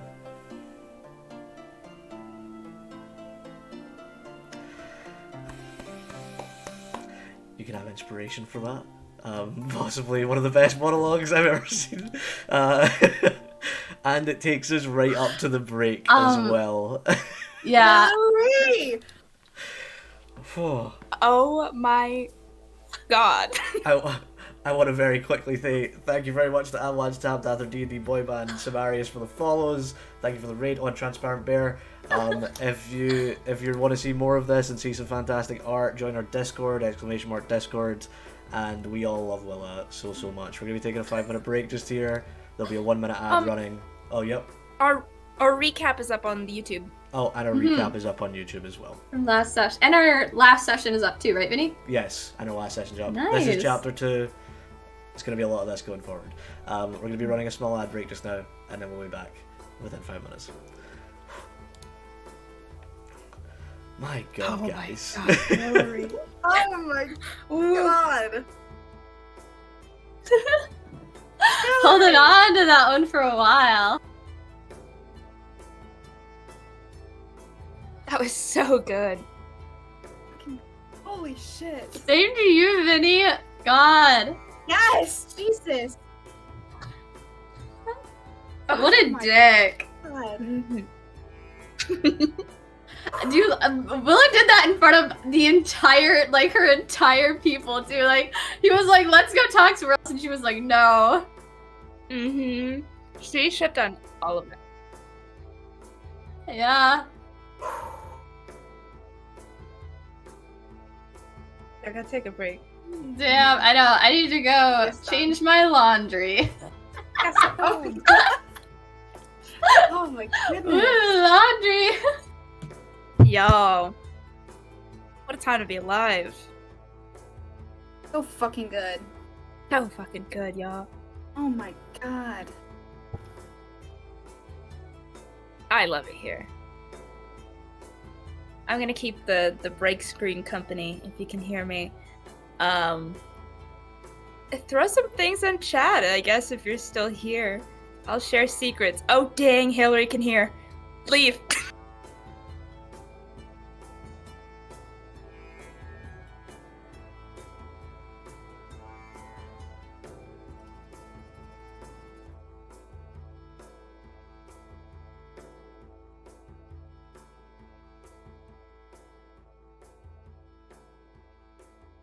We have fun here at the ElectrumExchange. If you're new here, welcome, by the way. We love having new people. And like I said, our YouTube channel is ElectrumExchange, just like this. Yeah, absolutely. I play Asterisk. Warforged, who is actually the soul of a Triton. Craft inside a Warforged body. Welcome back, Emma. But yeah, please, if you are new, go check out our YouTube channel. We have the full recap of our season first chapter. We go in depth in our characters, so it's a really easy way to catch up and get to know us, as well as we do have last session uploaded on our YouTube as well. So easy peasy to catch up right now, folks. I'm just selling it like this is a TV infomercial because this is a product I believe in. Have you tried Asterisk? Coming to a revolution near you. Oh yeah, fully tin canned. She packs a wallop. I just walked through a tree. How about that? Oh yeah, that was That very is such a cool feature. Oh my I know. goodness. I love I it. was waiting for that one because I can go anywhere in the world if I want to. So that tree that was the entrance into like the underground of Missouri, I can go back there. I can go anywhere. Yeah, I recommend not doing that, considering, you know, like, what happens. Yeah, you would think, but I'll do what I want. Of course, thank you very much for joining us, D&D Boyland. It is midnight here, but we're going to be up till 2, so, you know, actually I think we're only staying up till 1 this time, because we're a smaller session, but great seeing you. Feel free to join our Discord. Yeah, that was a action-packed first half. There's a group that plays tomorrow that is all Scottish people, if that's truly what you're craving, my friend. Yes, it is all Scottish. Currently, you've just got the 3 Americans here. And one Scot. The one day Nikki's off is the fucking most intense For real. session I've ever seen, my god. Yeah, tomorrow it's all Scottish people who are all very, very talented on this channel, yeah. And we play in the same world. They're just on the opposite side of the world right now. I've been binging while off sick with COVID, and I've been having fever dreams where old Warren was making me green tea. Oh my goodness. I want Willa to take care of me and give me green tea when I'm sick. Oh, that's adorable. Really? She would! She'd make you would. chicken noodle soup too! I'll find Muffins out some galore. for your next session. Appreciate it, D&D Boy Band. Hope you have a great night. Using my death and Absolutely. greatly exaggerated exactly. Oh my we God. did miss a lot, Nikki, but we're coming up into what's going to be. Actually, we're just going to do an hour in this next part of the session, and then we're going to call it a night rather than doing the full 2 hours. So yes, if we're all ready to get our roleplay hats back on. After this conversation, Pred, actually, Indara is the Indarans are immediately like shell shocked. Willa, like, after, I imagine Tyvain was standing near the front, and Willa had, and she just turns around to them, takes a deep breath, and smiles.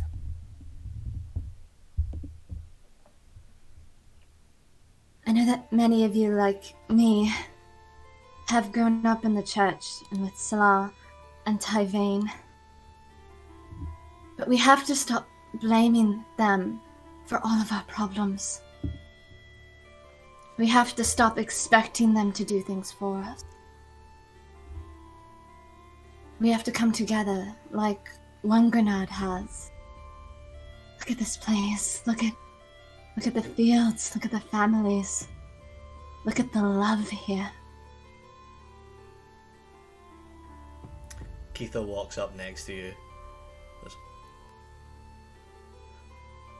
I think what Warren's trying to say is that Tyvain was kind of a dick anyway. That's a much easier way to put it. Thank you, Keitha.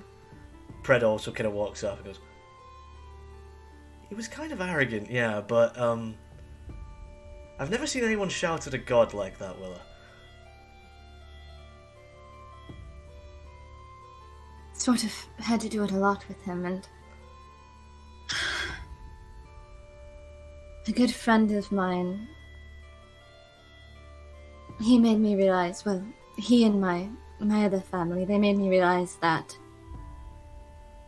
it's really been my choices and me all along, not a god.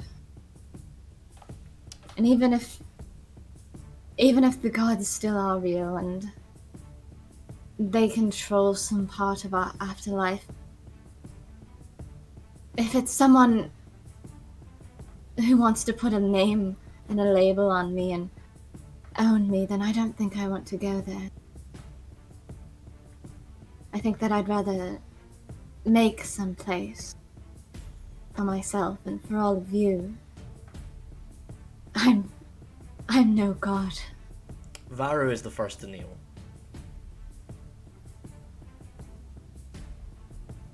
Oh, please, you don't know. And then it's kind of like a wave as all of them begin to kneel in front of you. Keith walks out in front and kneels as well. I know who I'd rather follow.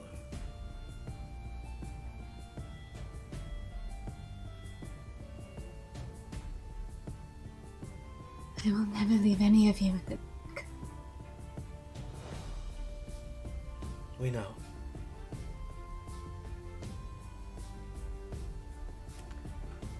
And Pred kind of gives you a little hug from the back, and then everybody walks around and starts hugging you in like one big Indaren group hug. And you can smell the silver bark of Indara. Willa sits there for a moment. And then to all of Indara, just goes, "The moon is beautiful, isn't it?"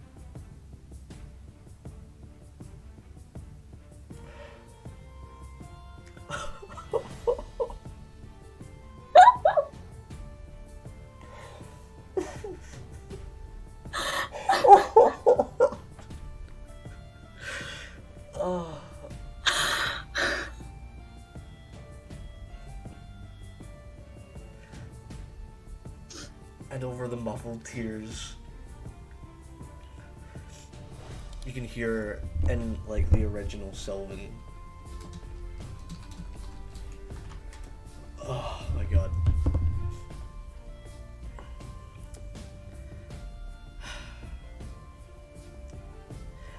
It basically just means I love you, the response they give in Sylvan. Mm-hmm. But in the context of them all kneeling and hugging you,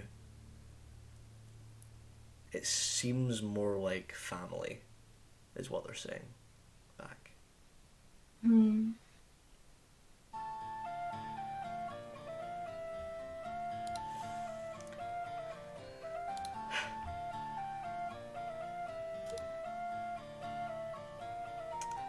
So, on the other side of the world, let's move away from that for a second before I actually start crying.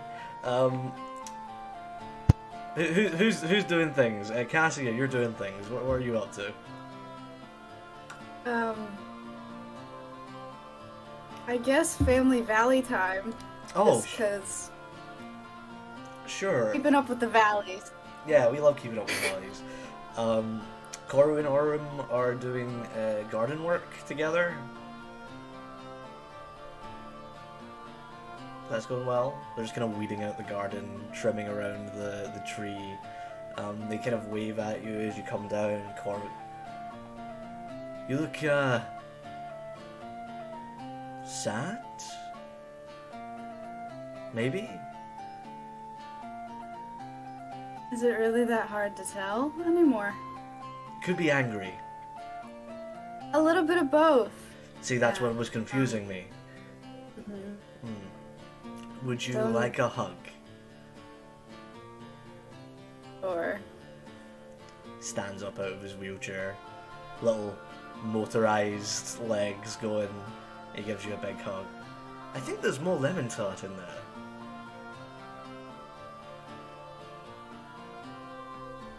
some Diddletech Aster killed Cedric again, and tried to run off with him, but managed to get him. It's fine, it's Cedric. Is he back yet, or...?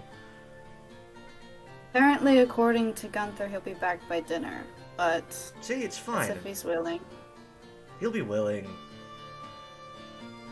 Don't worry. It's Cedric. What could go wrong? You hear the words coming from your mouth? I heard them as soon as I said them. I'm glad we're all aware of that, then. Yeah. Look, there's some things perhaps you should know before we go into battle. There are. Well, one is I'm going to be fighting on the front lines. Like hell. I have a battle axe. I can stand. You also have a fake spine. 90% of my original spine is still there. You're in a wheelchair. Only some of the time.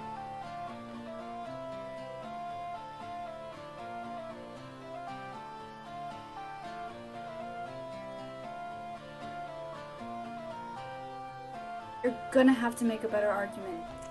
I think the argument is that I'm your father, and I'm one of the best warriors in all of Wungernad, and quite frankly, I'll do what I want. I'm just telling you out of politeness. Second thing, Finn is also fighting, so that's fun. He said he would. He was allowed. Good. I'm okay with that, as long as he doesn't stab me again. I've made that very clear to him. He's not to stab me. I should have been more specific that he's not meant to stab anybody that isn't the enemy. I'll be more specific that he's not meant to stab anyone who's not the enemy. I don't think he will.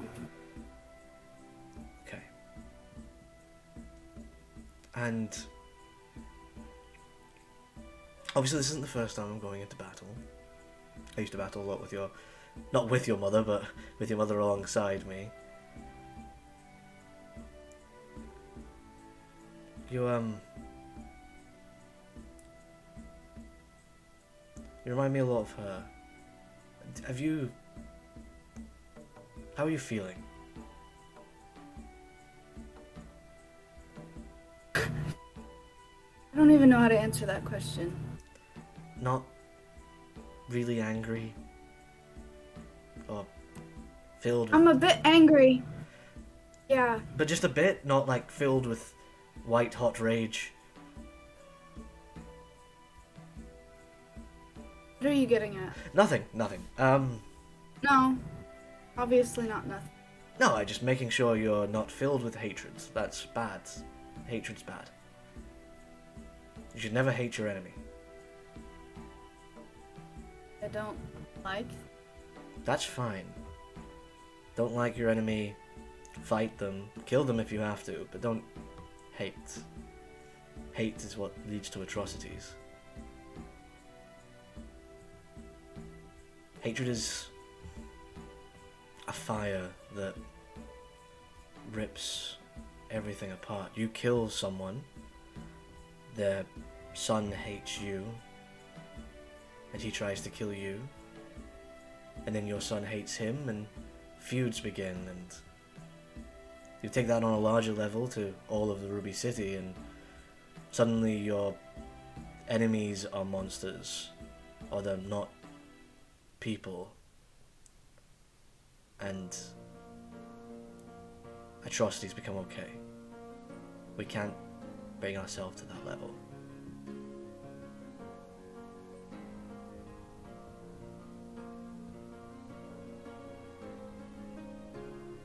The feeling I have towards the our shores. I don't think I would describe it as hate, but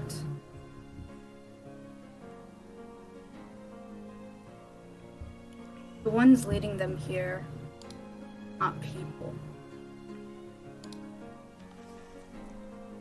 What makes you say that?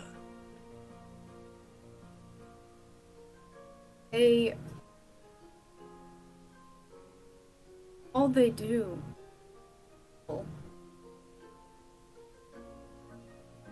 All they've done is kill and destroy and take and manipulate.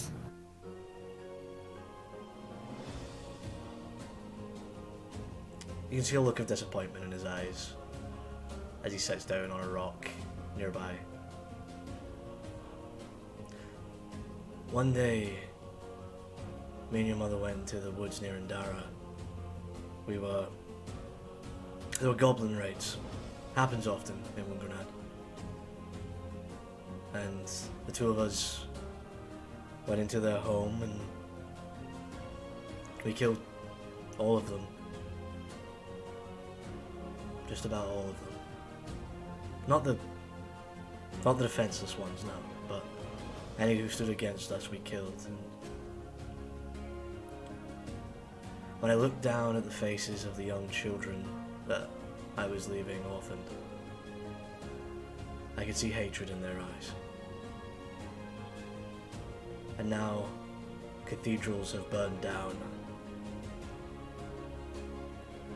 People have been slain. Because those people see me the way that you see the people coming across the water. As a monster. And they view all orcs as these demon creatures that come in just to hate and kill and burn. He stands up again. Just be careful dehumanizing your enemy.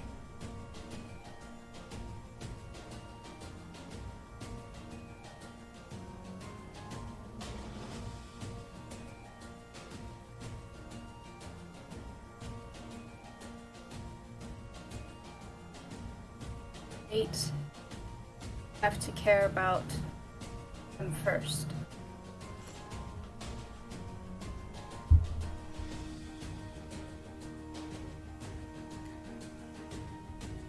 I care about protecting Grenade, keeping you, who I love, alive.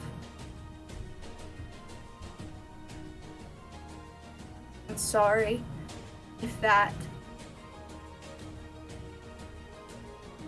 somehow doesn't align.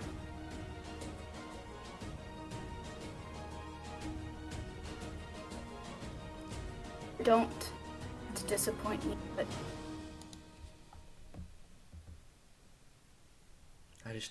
I don't want to lose you to hatred, Cassia. and I don't want to lose you to them.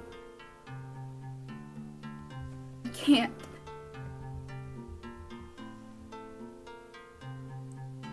There are going to be casualties in this war. And if it comes down to me or one of you,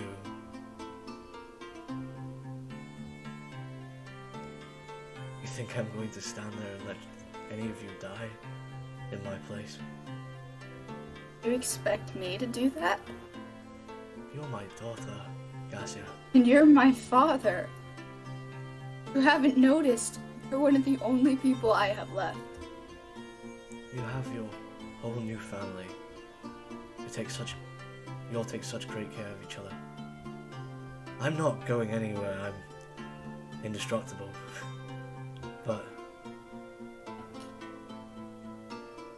God knows I'd lie over the wire to make sure you could make it to safety. And that's my right as your parent. I'm not burying a child.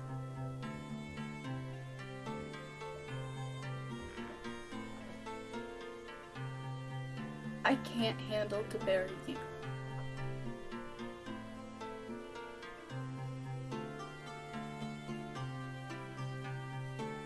You're stronger than you think.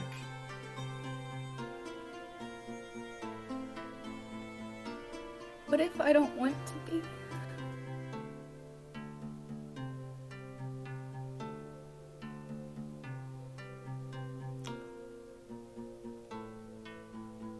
I'm not going anywhere, Cassia.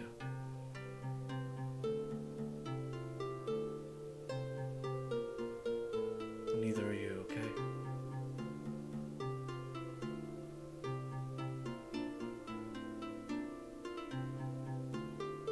Just stay at my back.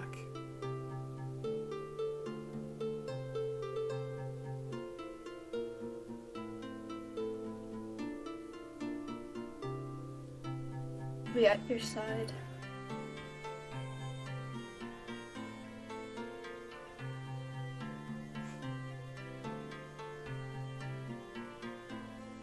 He just reaches And in. she hugs him. Yeah, I was literally meant to do the same thing. Yeah.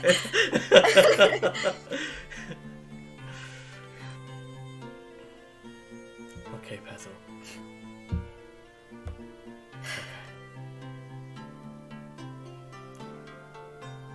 So what's Astra's done? Well, that's a great question. The castle that Sire had overlooked the sea, correct? That's correct. Okay. I'm gonna make my way out to that castle. Okay. And with my cape of kraken limbs, I'm going to scale the side of it to get to like the very highest parapet. Sure, so you get up to the top turret. I kind of make myself just a little home up there. I like mold some earth to make it flat enough to sit on, secure myself with my cape, and then I have my cloud sort of wrap around me in a protective manner. And I start to go into my idle mode, facing the setting sun over the horizon of the ocean. And I start to process my memories, and I think Astros just has a moment where she runs Stardate 99265.39 1 grenade. Sister Soul, I don't know if you can hear me. Willa tries this thing called praying, and I've talked to gods. I've talked to you. I don't know if you can hear me. This is all in my head, but I'm waiting for you. I don't know who I am or what I'm doing here, but I am continuously pulled by the tides to the sea, and yet I stand firm like a stone, unfeeling, unchanging. I have memories of the sun on my skin and the cool sea air rushing past me. Those are all given. There's nothing that is mine. I want for home. I long for something I can't comprehend, but it is better, I suppose, than fearing.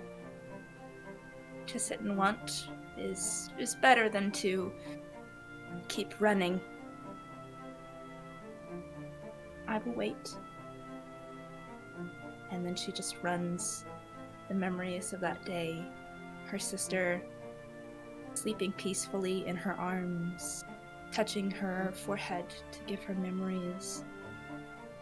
All the thoughts that she had that day, every doubt, every moment of concern and rage with her friends being hurt in battle.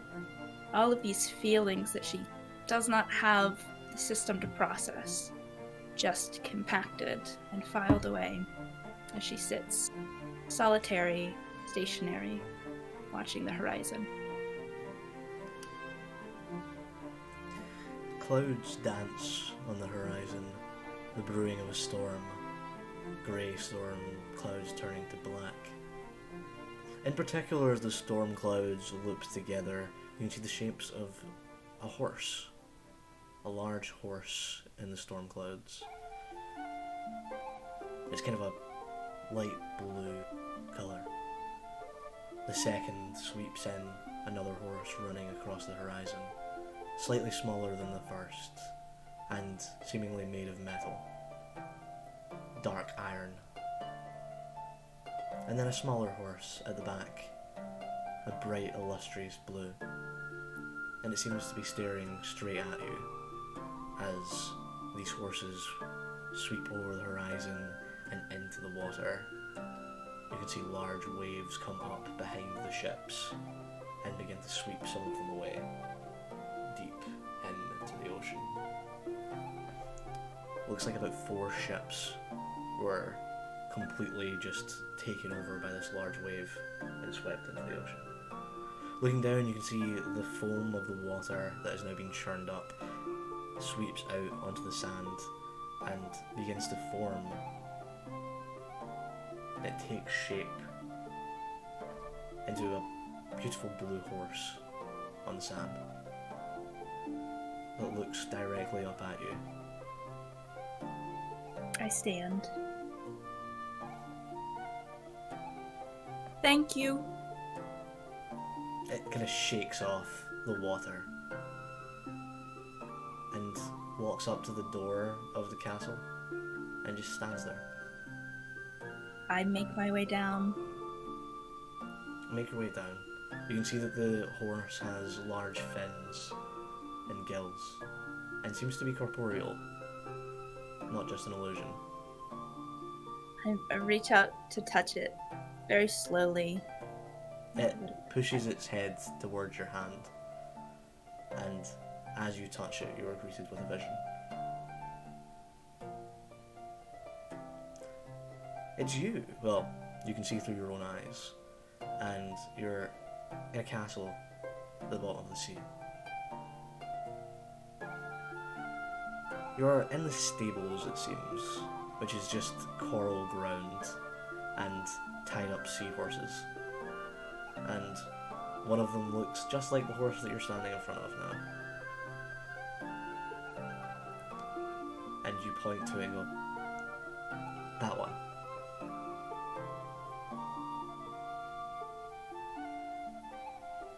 And when you come to, it's nuzzling its head into yours. I hold its head to mine, and Astris is just immeasurably steady, but her hands are shaking, holding this horse to her face to face.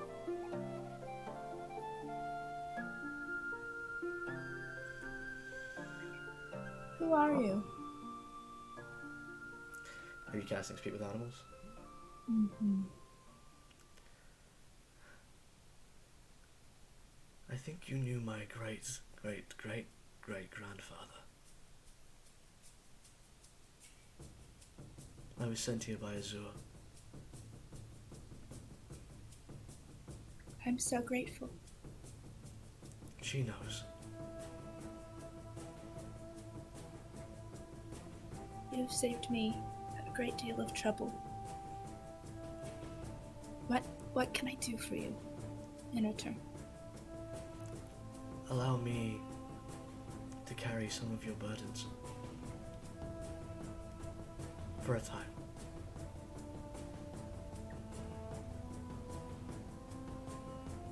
You are welcome as long as you want to stay.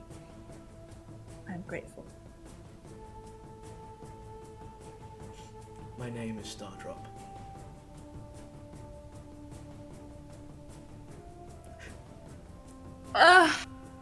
It's lovely to meet you, Stardrop. I don't know if you know who I am, but I've been told I'm Narissa, but I go by Asterisk. Both names suit you well. Thank you. Well, do you need to be in the water to survive? No, I can comfortably survive in either. Quite adaptive. You should be proud. Thank you. Would you like to walk with me? I think I would. She slowly just starts to walk back towards Winkernad, with the sun fading behind her. Just walking in absolute silence, but I think just thrilled to have something so familiar by her side.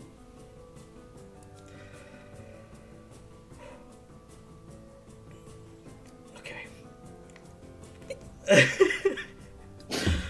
Aw, that hurt. Yeah, what's happening this session, guys? You said one fight, all RP, and I said, all right, I'm taking the gloves off. Oh, okay. You guys, what are you guys doing for your dinner? Tell me the plan. I have long rested, so we're fighting tomorrow, right? Yeah, tomorrow. I make Heroes Feast. Helps. Okay. It's made with love. Mm-hmm. And I can invite 12 people. The list includes obviously our party members, but also Father Zuli, Koru, Meridia, Cedric, Gunther. Can anyone think of anyone else that we should have at this Genathan? party? Genathan. And Oh. then I have 2 more. My horse. Yeah, Stardrop can Keitha!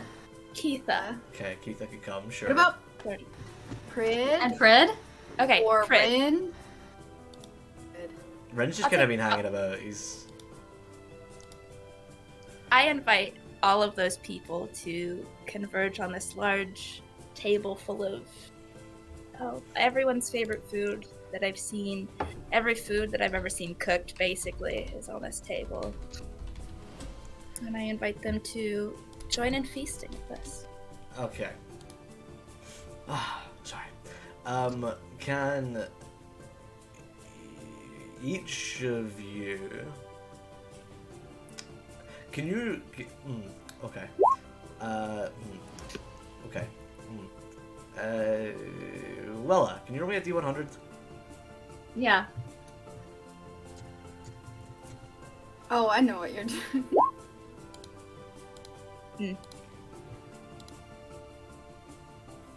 Okay. Rip. What? At the dinner, while you guys are eating, well, actually, when Gunther walks in, I suppose I should present Cedric. Cedric walks in now in a man's body, or at least male presenting, and is a halfling.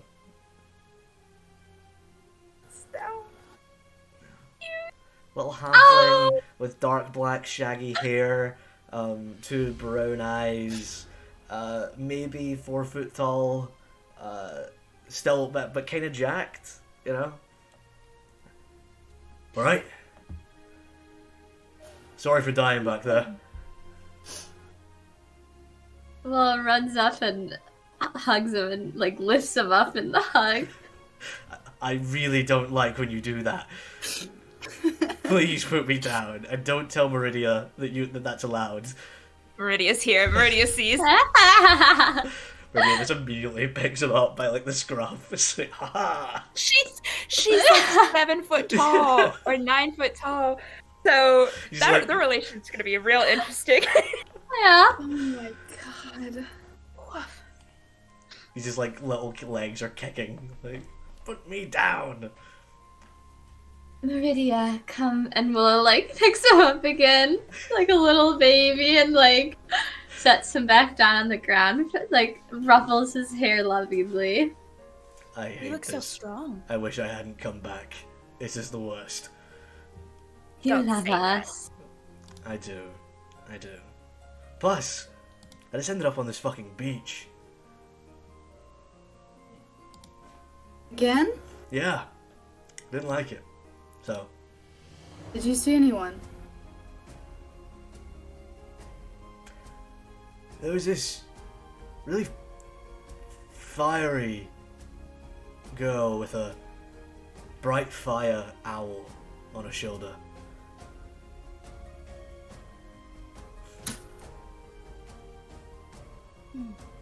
Didn't see a woman dressed in all black or anything? No, don't think so. We didn't see. There wasn't a library. God, I would have come back a lot quicker if there'd been a library. Sounds boring. Anyway, I heard there's a feast. A feast for heroes. Yes. That sounds like me. I did just die. It is. I hoped you would come back. I really appreciate you guys not giving up on me. Never. Your family. You're stuck with us, unfortunately for you. I suppose I have some information as well that I need to share. I was going to ask, do you know who that man was and why he was trying to hurt you? Yeah, his name's Rayner.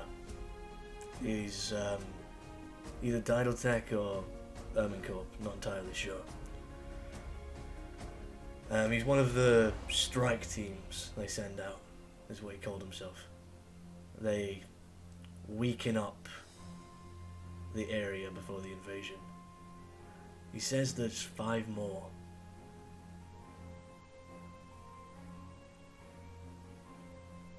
Didn't Marshall tell us about the... Where is Marshall? Where is Marshall? Yeah, Yeah. Marshall's invited here. I don't know where he is. Marshall's sitting in the corner like, I didn't get invited for the heroes' feast. Oh. Marshall, you're in the house. We can't uninvite. Like, you're here, dude. Just eat. You're my friend. I was just like nibbling on bits of cheese. Yeah, so I was saying there was the strike teams. We were in the advanced strike team, so not the actual strike teams. We were just the advanced strike teams. We got sent out just a low-level sorcerer that could cast, no, not low-level, that had a single teleportation rune, and we go out and we plant explosives. Is basically what we do. Did you know this Rayner? Oh, Rayner? Yeah, that guy used to kill like tiny animals. Real creep. Oh, I'm glad that I fed him to a killer whale. Seems poetic. That does seem poetic, yes. He got real pleasure from torturing seagulls. Ooh, I hate him. You said explosives. Do you happen to have a sample of this, or? Oh, yeah, sure. He pulls out like a big stack of explosives out of his bag. Perfect. I'm going They- to like, memorize that, they- so then I can locate object later. They begin to beep, and he just like slaps the side of it, and he's like, no, it's fine. It's fine. Can you defuse that, please? You want me to try here? I mean, No. no. I don't know what to tell you. Would you like Do you think you would No. use You it put them away, against just for now. Sure, I'll just put them back in the bag. He puts them back in the Does that bag, and there's say- like a light beeping sound from the bag, and he hits the bag again. I don't trust you anymore now. Could you maybe put those outside or not in the house? This is my bag. No explosives at the dinner table. Fine. Goes outside and leaves his bag outside. You know how people make you take off your shoes when you come in? We make you leave your bombs at the door. This seems very fascist. Not allowed to have bombs at the dinner table. Fascist. You can have bombs after dinner if you finish your vegetables. Yeah. The family he always wanted. Mm-hmm.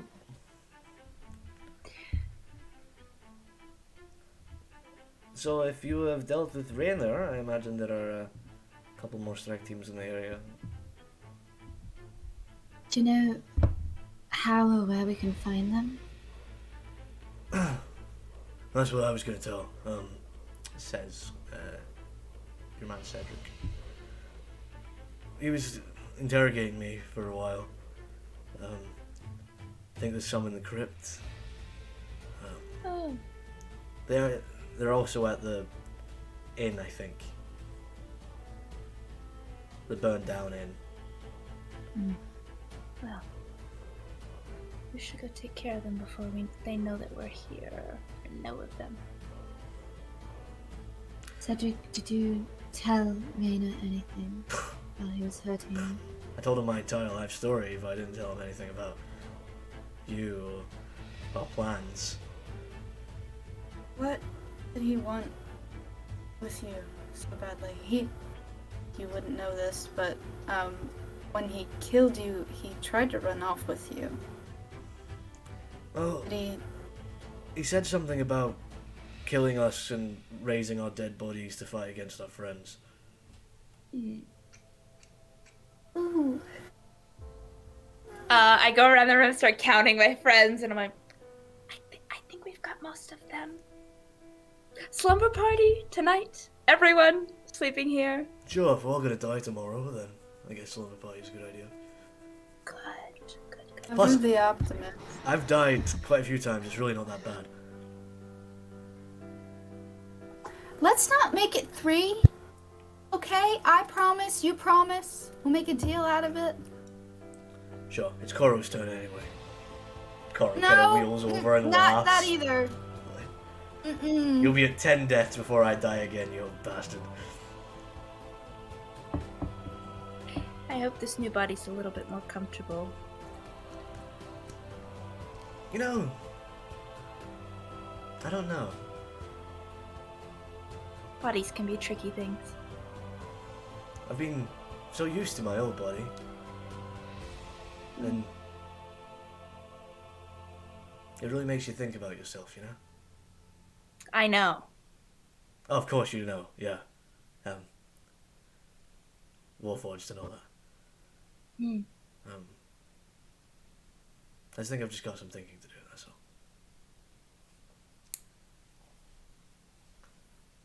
But I don't have to sit down to pee, so win. I'm proud of you for that. Win there. It's the little Nobody blessings. told him that he's already close enough to the ground. It doesn't make a difference. I am so hurt.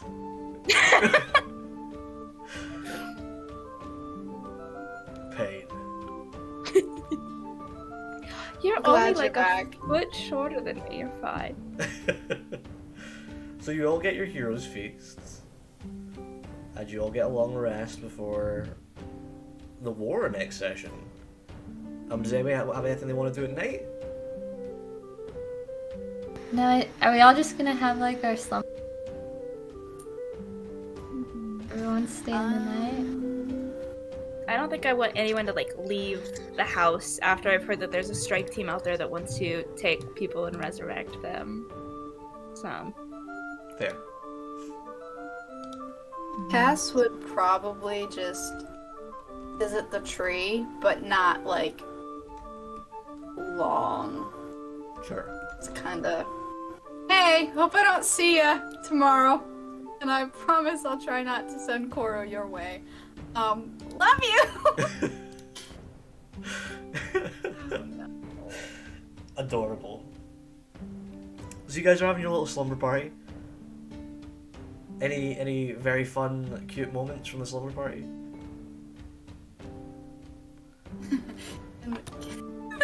Can we force Luca to let us braid his hair since Nikki's not here to say no? Yeah. Luca, Yeah. would you like? I've been learning to braid hair. Would you like us to try it? Yeah, I totally like that. No, you have to do the Spanish thing. My name is Ignacio Montoya. You killed my family. Yes, asterisk. I would like that. Perfect. Now that we have express consent, That is the best method I have ever seen for getting into character. My name is Inigo Montoya. Yes, I would like my hair braided. Yeah. Please braid my hair. Yes, we all sit like Luca's like laying in the center, and everyone has like a little section, and we're all braiding it. I'm at the end. Very nice. What kind of braids does Luca get? I have braided some seaweed into his hair. Nice. He's not here. He can't tell me what to do. He enjoys it. Flowers are going in there too. Whole 9 yards. Very nice. Yeah. What does Willa do? Oh, Willa puts sparkles in his hair. I think Marshall has a strand too, and he's just like rubbing gunpowder into it. He's doing like the No, manliest, Marshall has- the manliest braid. Marshall has like wire. Marshall has like copper wire and is like rigging it so it's like electrically wired to something. Yeah. Yeah, he's got like a taser as one of the prongs of hair. Love it. I think Tangle, definitely. Nikki's still like T-posing. Lucas just T-posing and just absolutely Just dead. like on the ground. Like, yeah. Oh my goodness. I love that none of us have questioned why he's like this. No. Yeah, we're just like, This might as well happen. We all have our days. I have. Throughout the night as well, you also read a little bit more of Eleni's recipes. Her next recipe is for gingerbread cookies. oh. Christmas special. No. It's winter in Wonderland. Christmas doesn't exist because Christ doesn't exist. Willamas. Willamas, Agnes. definitely. That sounds like Liv Moss. Yeah. Oh, well.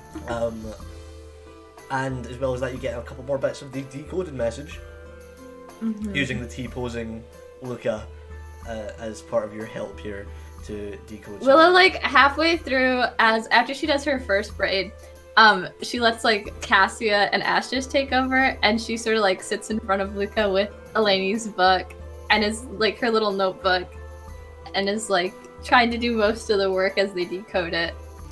So, as you're decoding, you read out another couple of lines. The next line reads, "What even is a god? Power given form?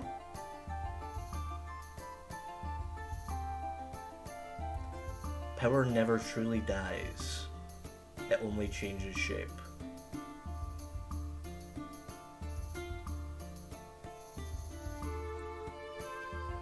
The rest are with me now. Plans can go into motion.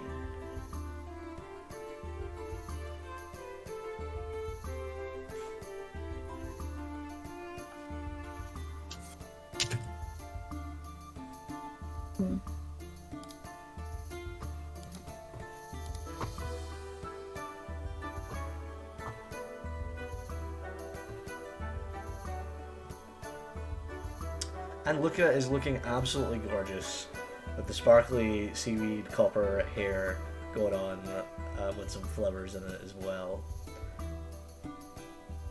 Anything else you get up to at night?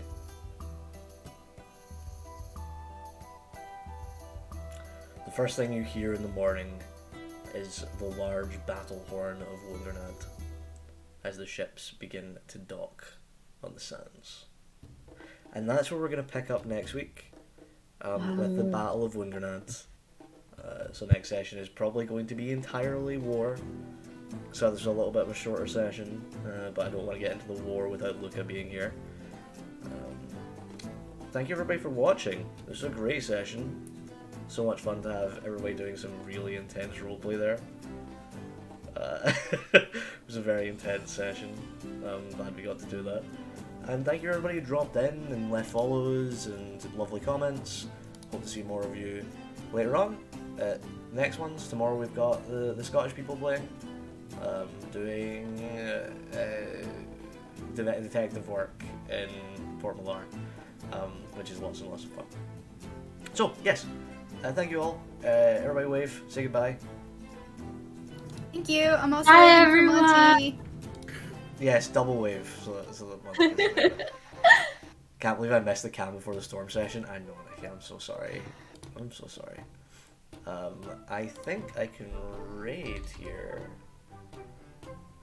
Maybe. No, get me the left raids. I'm sorry. Nope. Okay.